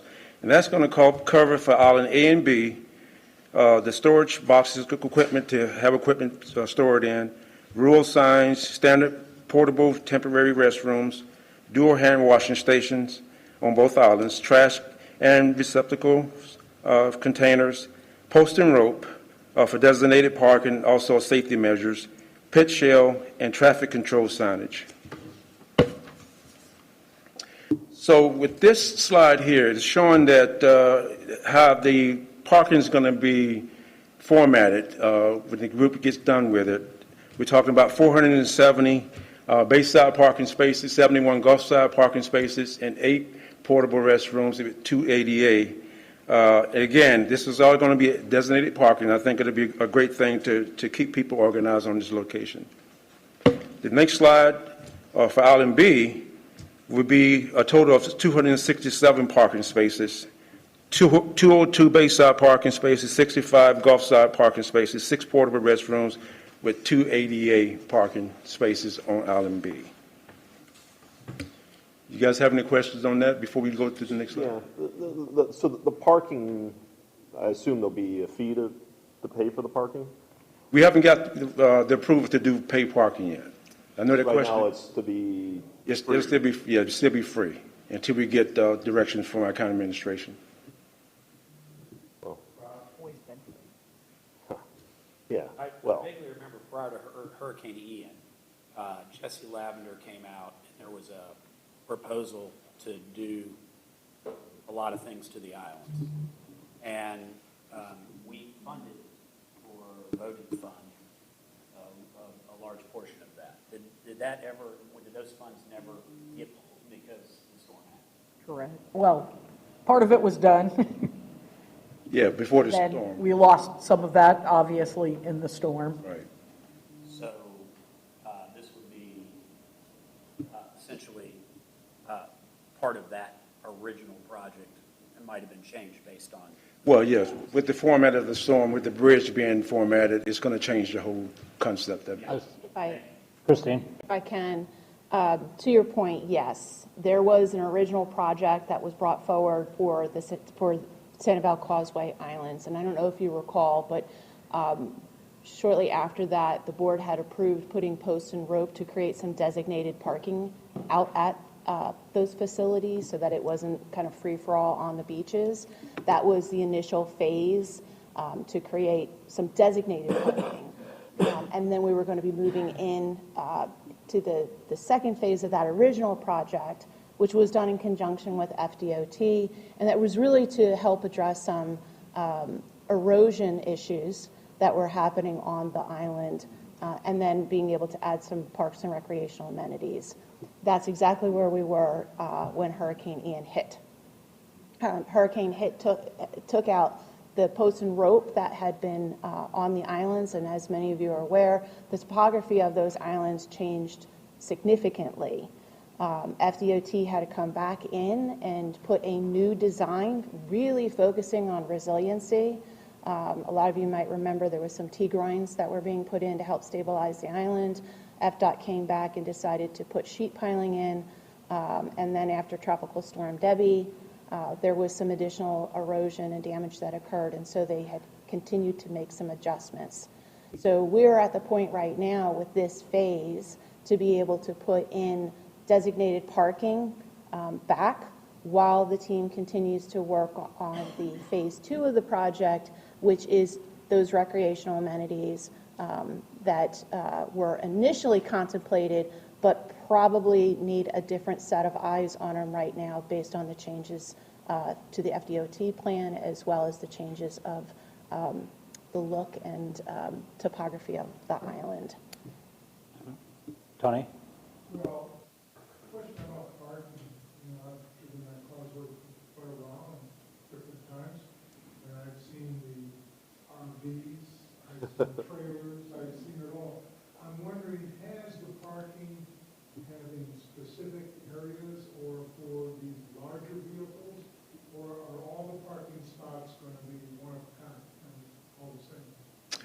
That's a great question. We did discuss that with our team. It's going to be mainly for cars in an area, and we talked about maybe having a couple of spaces for RV parking also.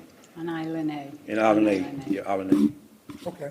Yeah. But we believe designating parking is going to make a huge difference on that island, because as you all know, it's been a free fall for, people could park anywhere. I see 800 spots, which is pretty neat if you get them all there.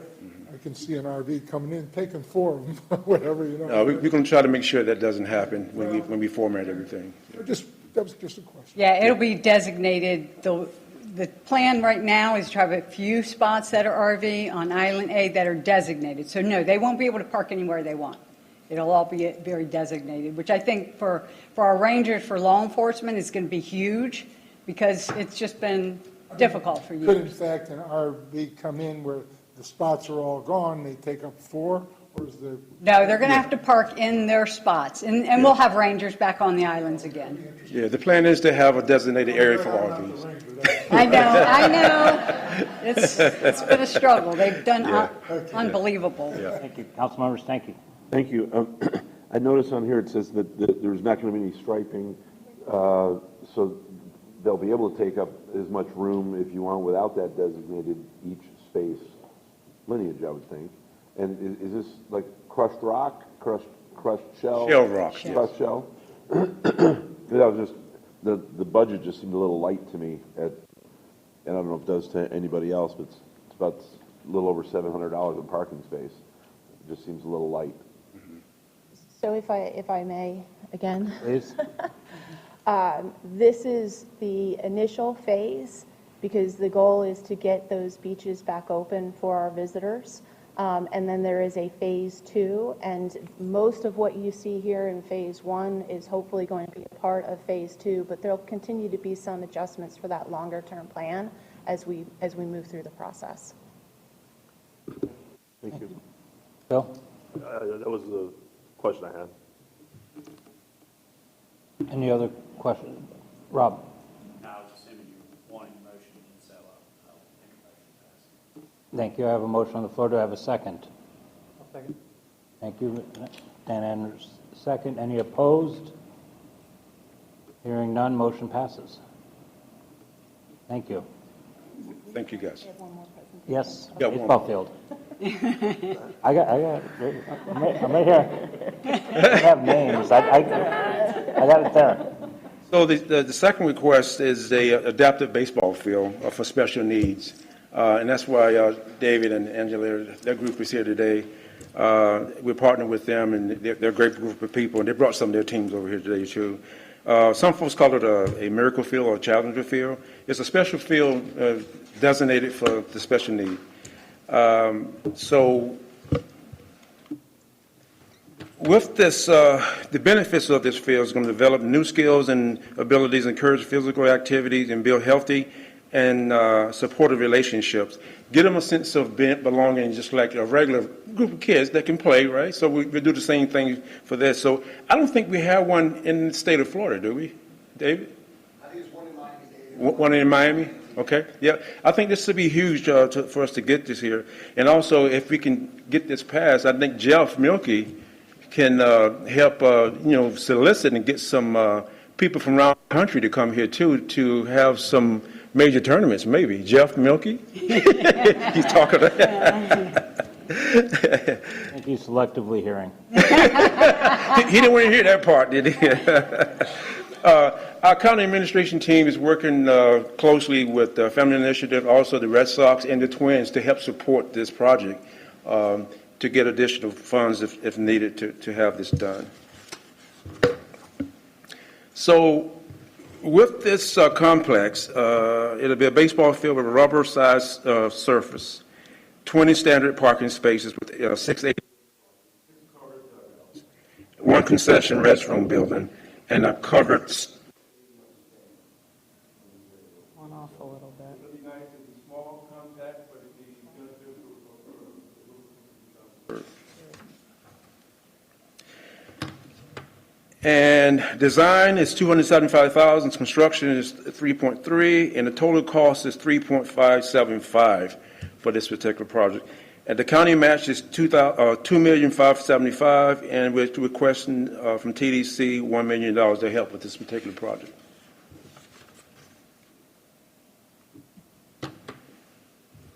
You'll notice there, if you go back, Mac. Yep. When this was presented to our office, we certainly saw some potential for it. We've never marketed a facility like this because we've never had anything. So we saw a facility just like this as part of the overall baseball environment in Phoenix. And so we saw the Miracle Field there, and it was phenomenal. And we talked to them about all of the things they do with it. It was pretty cool. We used to have the Challenger Baseball Festival here in Lee County, and we just didn't have enough amenities for them, and they went to St. Pete Clearwater, so something that this could help draw them back. We've talked to a couple different Miracle Leagues around in different states to see if they would like to do festivals and change our Miracle teams with theirs and create some traveling back and forth, some host city partnerships. And then on the international level, this came to our attention a year ago before we even knew this facility was being considered, was Wales has a huge RBI program for adaptive and blind players over in Great Britain, and they are hosting events over there constantly. In fact, at WBSC Europe that I was just at, they did a 15-minute presentation on the European Blind Baseball Festival that they had. So this just lends to opportunities for us, I think. So I just wanted to add that into that. Thank you. I have a quick question. Is there enough parking? If I'm reading that there's 20 spots and then only 6 ADA? It's, Okay. yeah. So there's additional parking beyond. Yeah, we have the property, and then not only do we have our property for parking, we have the school's property over there too, so parking. Yeah, we do have additional parking in that area, yes. Yeah, and Mac had mentioned this before, our partners are a big part of this project here. So Family Initiative, they have a group of folks here. They've been a wonderful partner within our community. They have students in their school that would certainly benefit from having this type of facility here in Lee County. Our friends over at the Twins, as well as the Red Sox, are very supportive of this field and are working with us if we can bring this project to fruition. Not only do we see this as just a wonderful amenity for our local community, but to Jeff's point, we do feel like it is something that we can put into the inventory from a sports tourism that is sadly not really readily available nationally. So we do feel like it is something we would be able to market and bring additional businesses into. And then I would be remiss if I didn't at least mention, with the partnership that we have with the Red Sox and the Minnesota Twins, Family Initiative has brought their sensory trailer to spring training. So visitors who are coming from out of town and also our local community, if you are visiting for spring training and you have somebody who needs the use of that facility, that is now something that we never had before. And the Twins and our partners will be doing a ribbon cutting ceremony on February 21st for the actual sensory room that they have built at the stadium. And once again, that is something that would be available to anybody who is coming over to our parks, whether it be for a Twins game or a Miracle game, that allows folks who've not been able to participate in those types of sports to be able to come out and see a ball game. So wanted to share that. Thank you. Bill? Have we done a return on investment on this?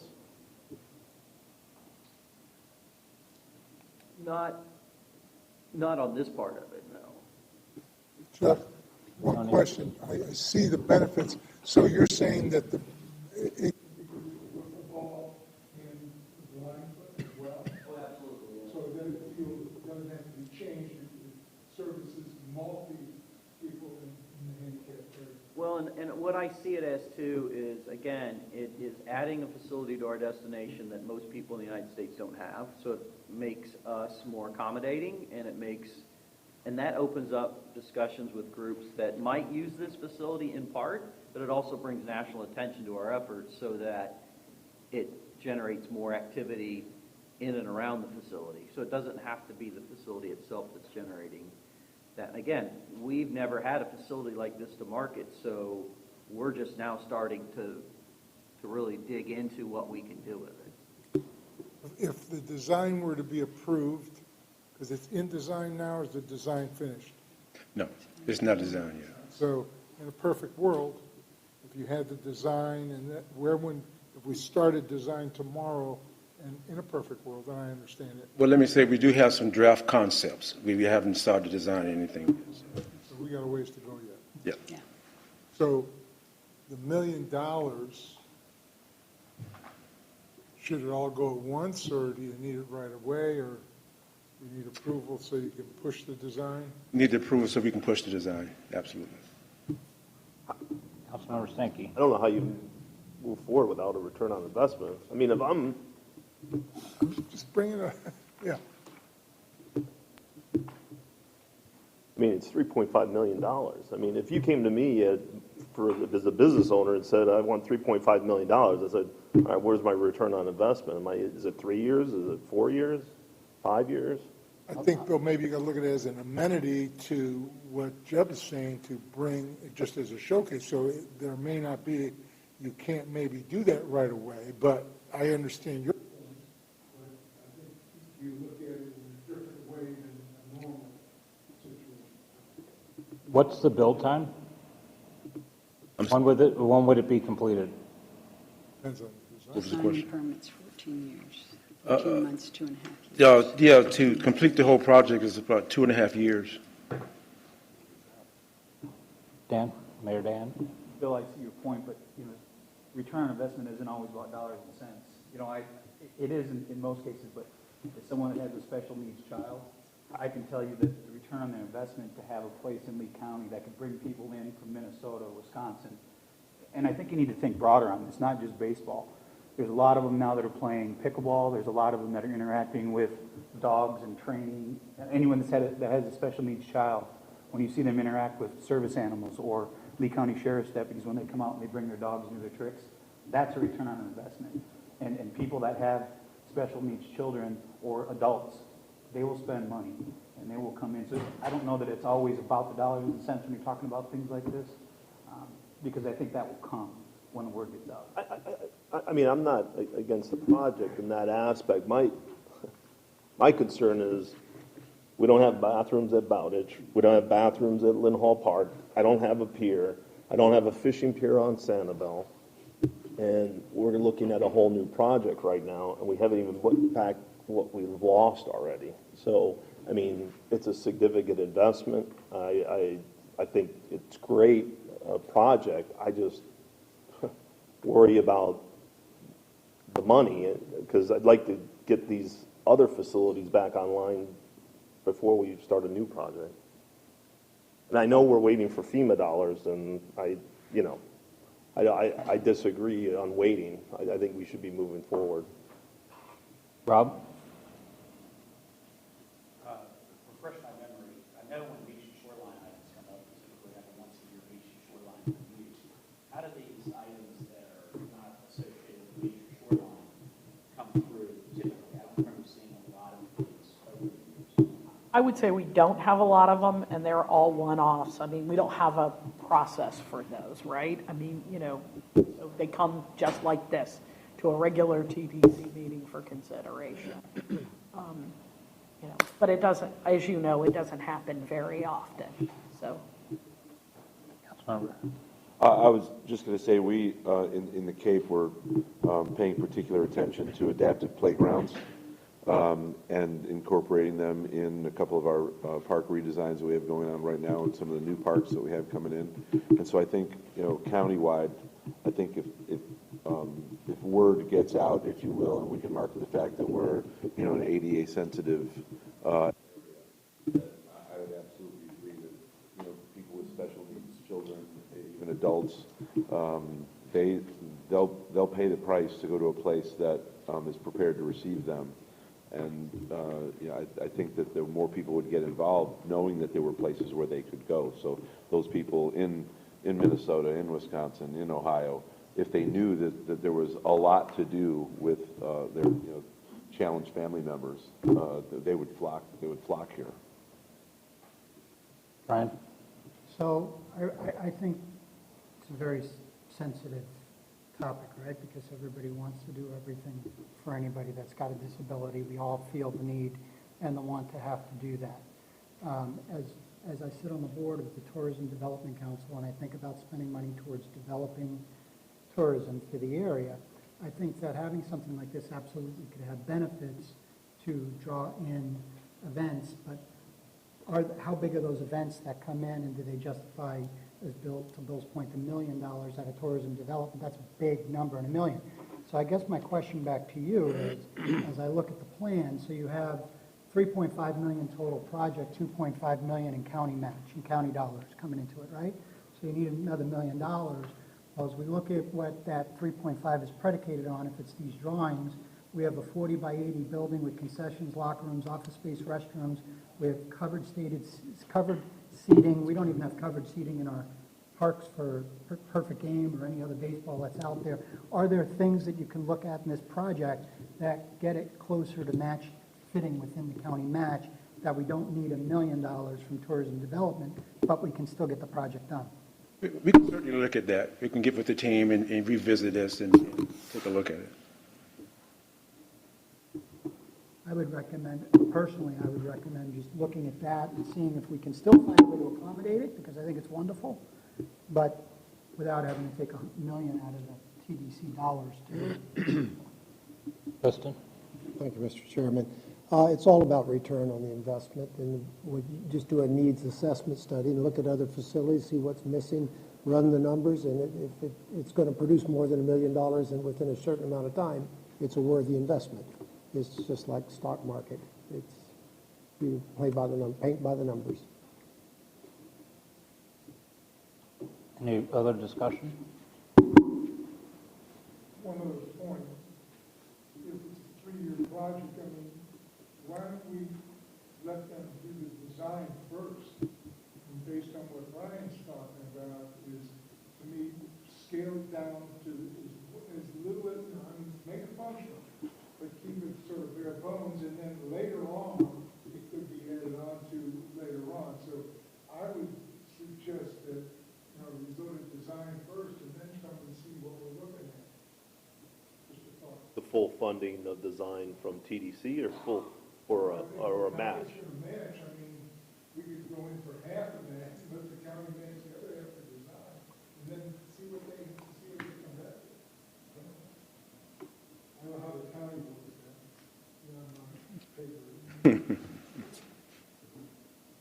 Any other discussion?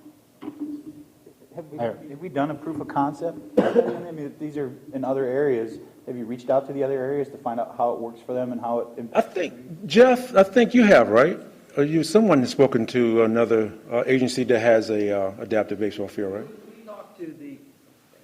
We talked to the Miracle League folks in Arizona when we were there a number of years ago, and it was a mix between local use and tourism. We didn't get dollars as far as how much bed tax is being generated from it or things like that. So we looked at it as a community asset that can generate tourism, like boardwalks and bathrooms and stuff like that. We spend money on those, and both citizens and tourists use them. And so quick answer is no, Mac. We didn't do a return on investment on this project, but we do know that it has potential to generate tourism. Thank you. Any other discussion? Are there any motions to be entertained?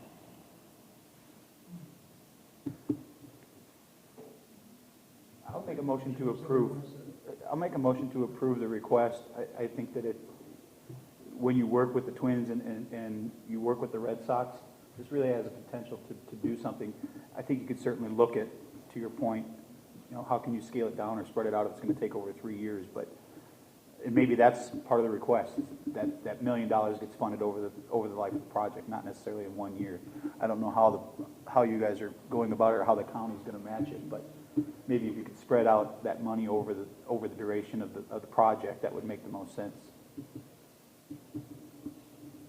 So let me just understand the motion. Yeah, I made a motion before I thought it all through, put it that way.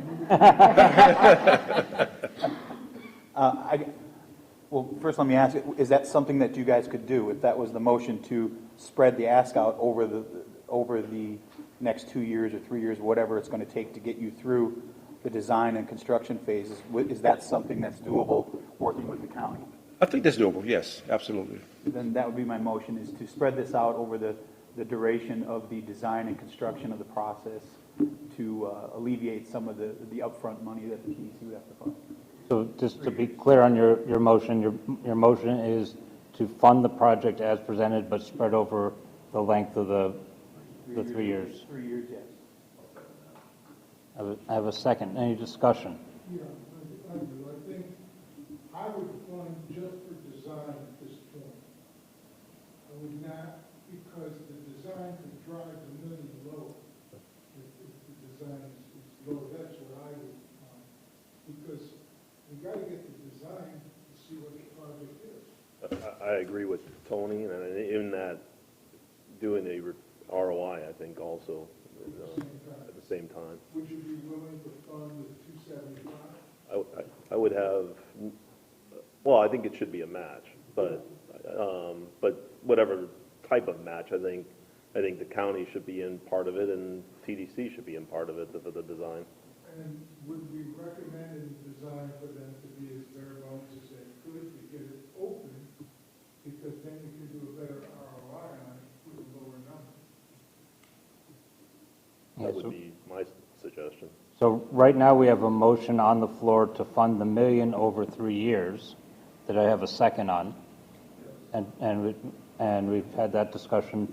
We can vote on that and then see where that goes if we need a second motion to continue.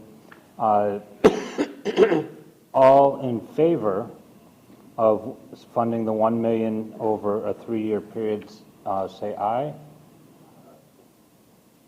All opposed? Nay. I got 3, 2, because we are non-voting, right? Yep.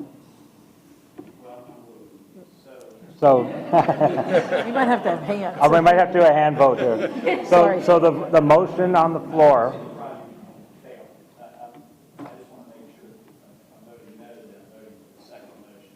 Well, there is no second motion at this time. There's only one motion.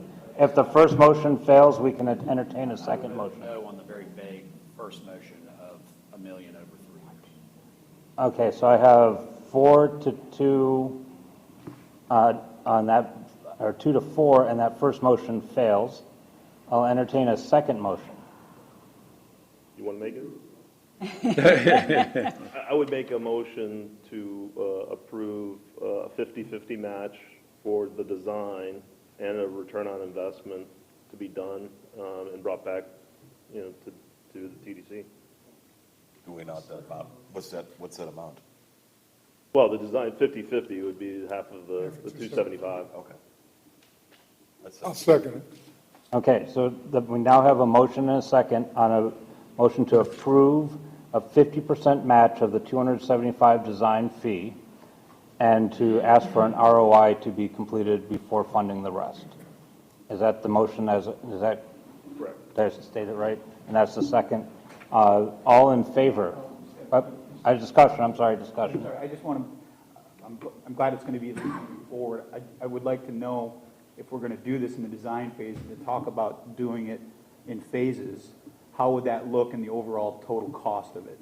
Usually when you're doing a project, when a company is mobilized is when you get your best deal. So if you're going to do part of it and then they've got to remobilize to do something at a different time, is it going to cost more in the long run to do it that way, or would it be the same, or would it be less if you piece it out? It doesn't have to be concrete information, but at least a general idea of what it would be, I think would be some information that would be helpful once you get the design. Yeah, I think the design is going to tell what the project is. If you do it as bare bones, then obviously you should do it all at once to get it over. And then later on, if they want, this might be, they want to come back for funding to do something else, that's a different part of the I understand what you're saying. Okay. That's how I see it. I understand what you're saying. Okay. I wasn't sure if you were talking about do the field and then you do the stands another time and then do bathrooms another time, or what you were. Bare bones, sort of see what that is. So the motion we have on the floor is to approve a 50% funding of the $275,000 design fee with a match from the county and to ask for an ROI to be produced on the rest of the project. Is that correct? All in favor? Aye. Any opposed? Hearing none, motion passes. Thank you.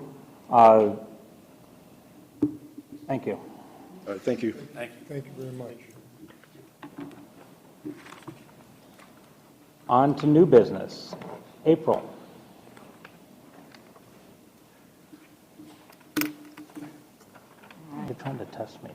Yes, we are. We are trying to test. Good morning, everyone. For the record, I'm April Green, your fiscal manager. I'm here today to do an overview of the Q1 budget for the VCB operating, beach and shoreline operating, and the sports development business units. I know we have had a full agenda today. So to save time, I'd like to just tell you that the three budgets are pacing well, right on track. And I'm here to answer any questions that you may have about the budgets that were presented to you in your slides. Okay, if there are no questions, I respectfully request a motion from council to accept the budget reports as presented. I'll move. Go ahead. Yeah.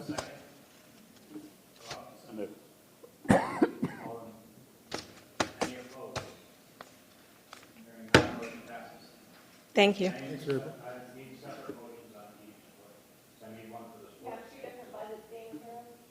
We usually just do one. I just had just a quick question. Are we fully staffed, or do you still have open? I have a couple of open positions, but we're Close to full?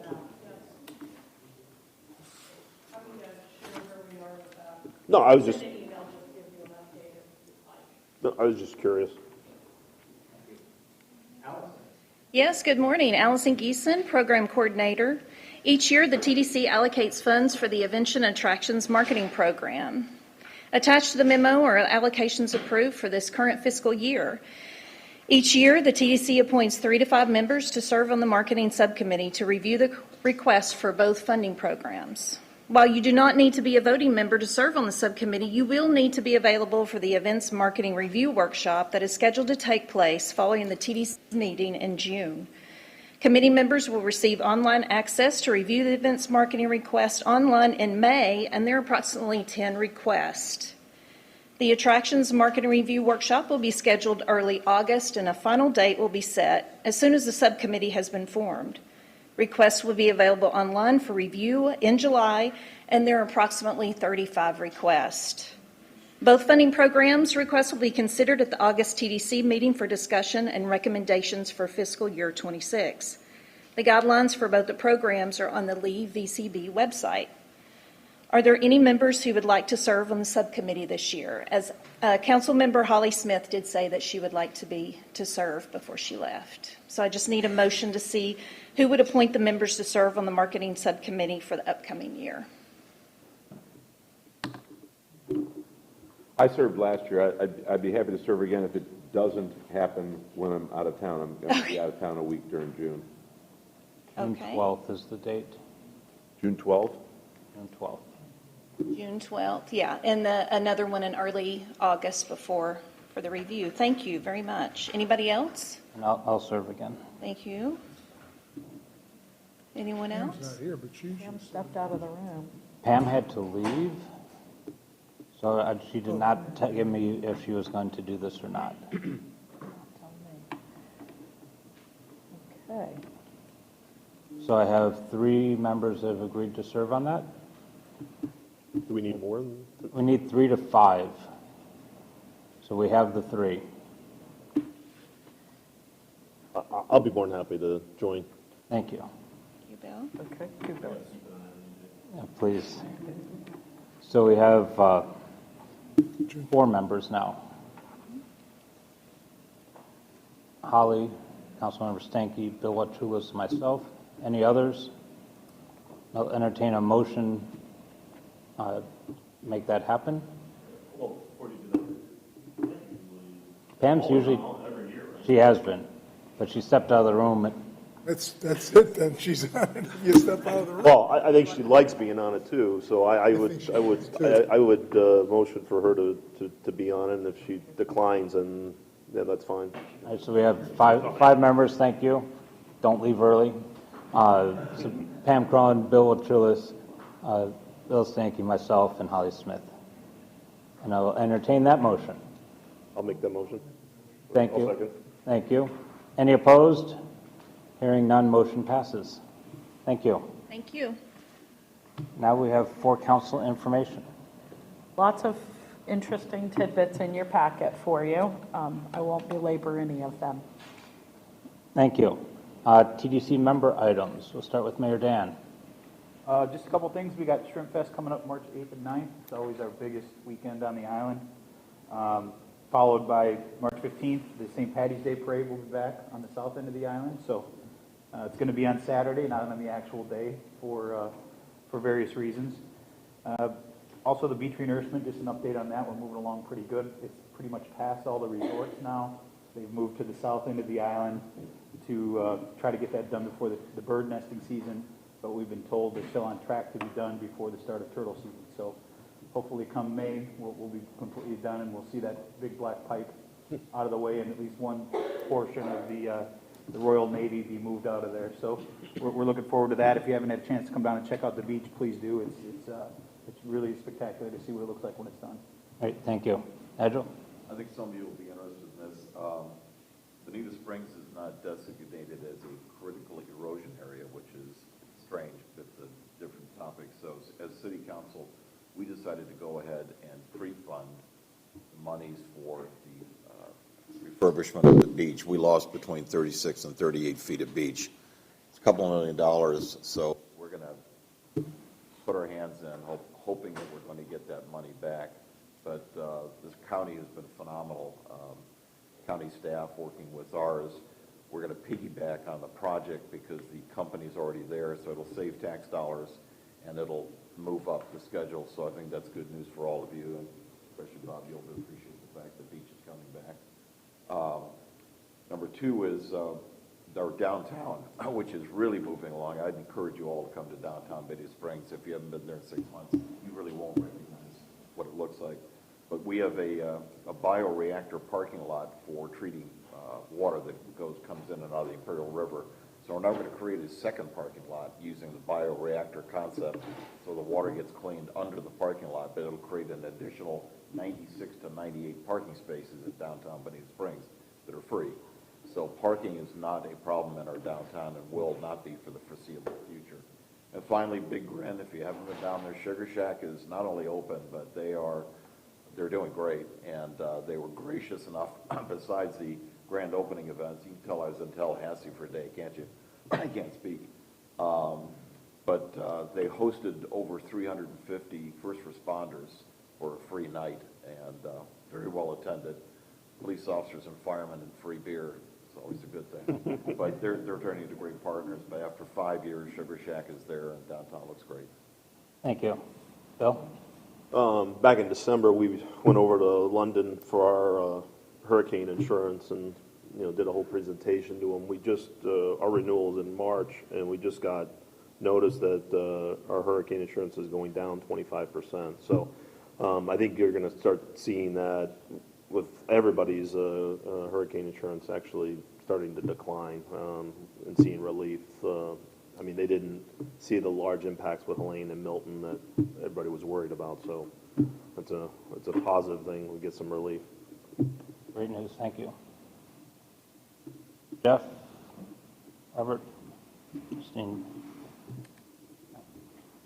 Brian? I would just second Nigel's comments. Been in Coconut Point now for 10-plus years, and downtown Bonita Springs never looked better than it did, and that shack's got a line a mile long to get in it every night. So go down and see it. So go down and see it. Thanks. Yeah, and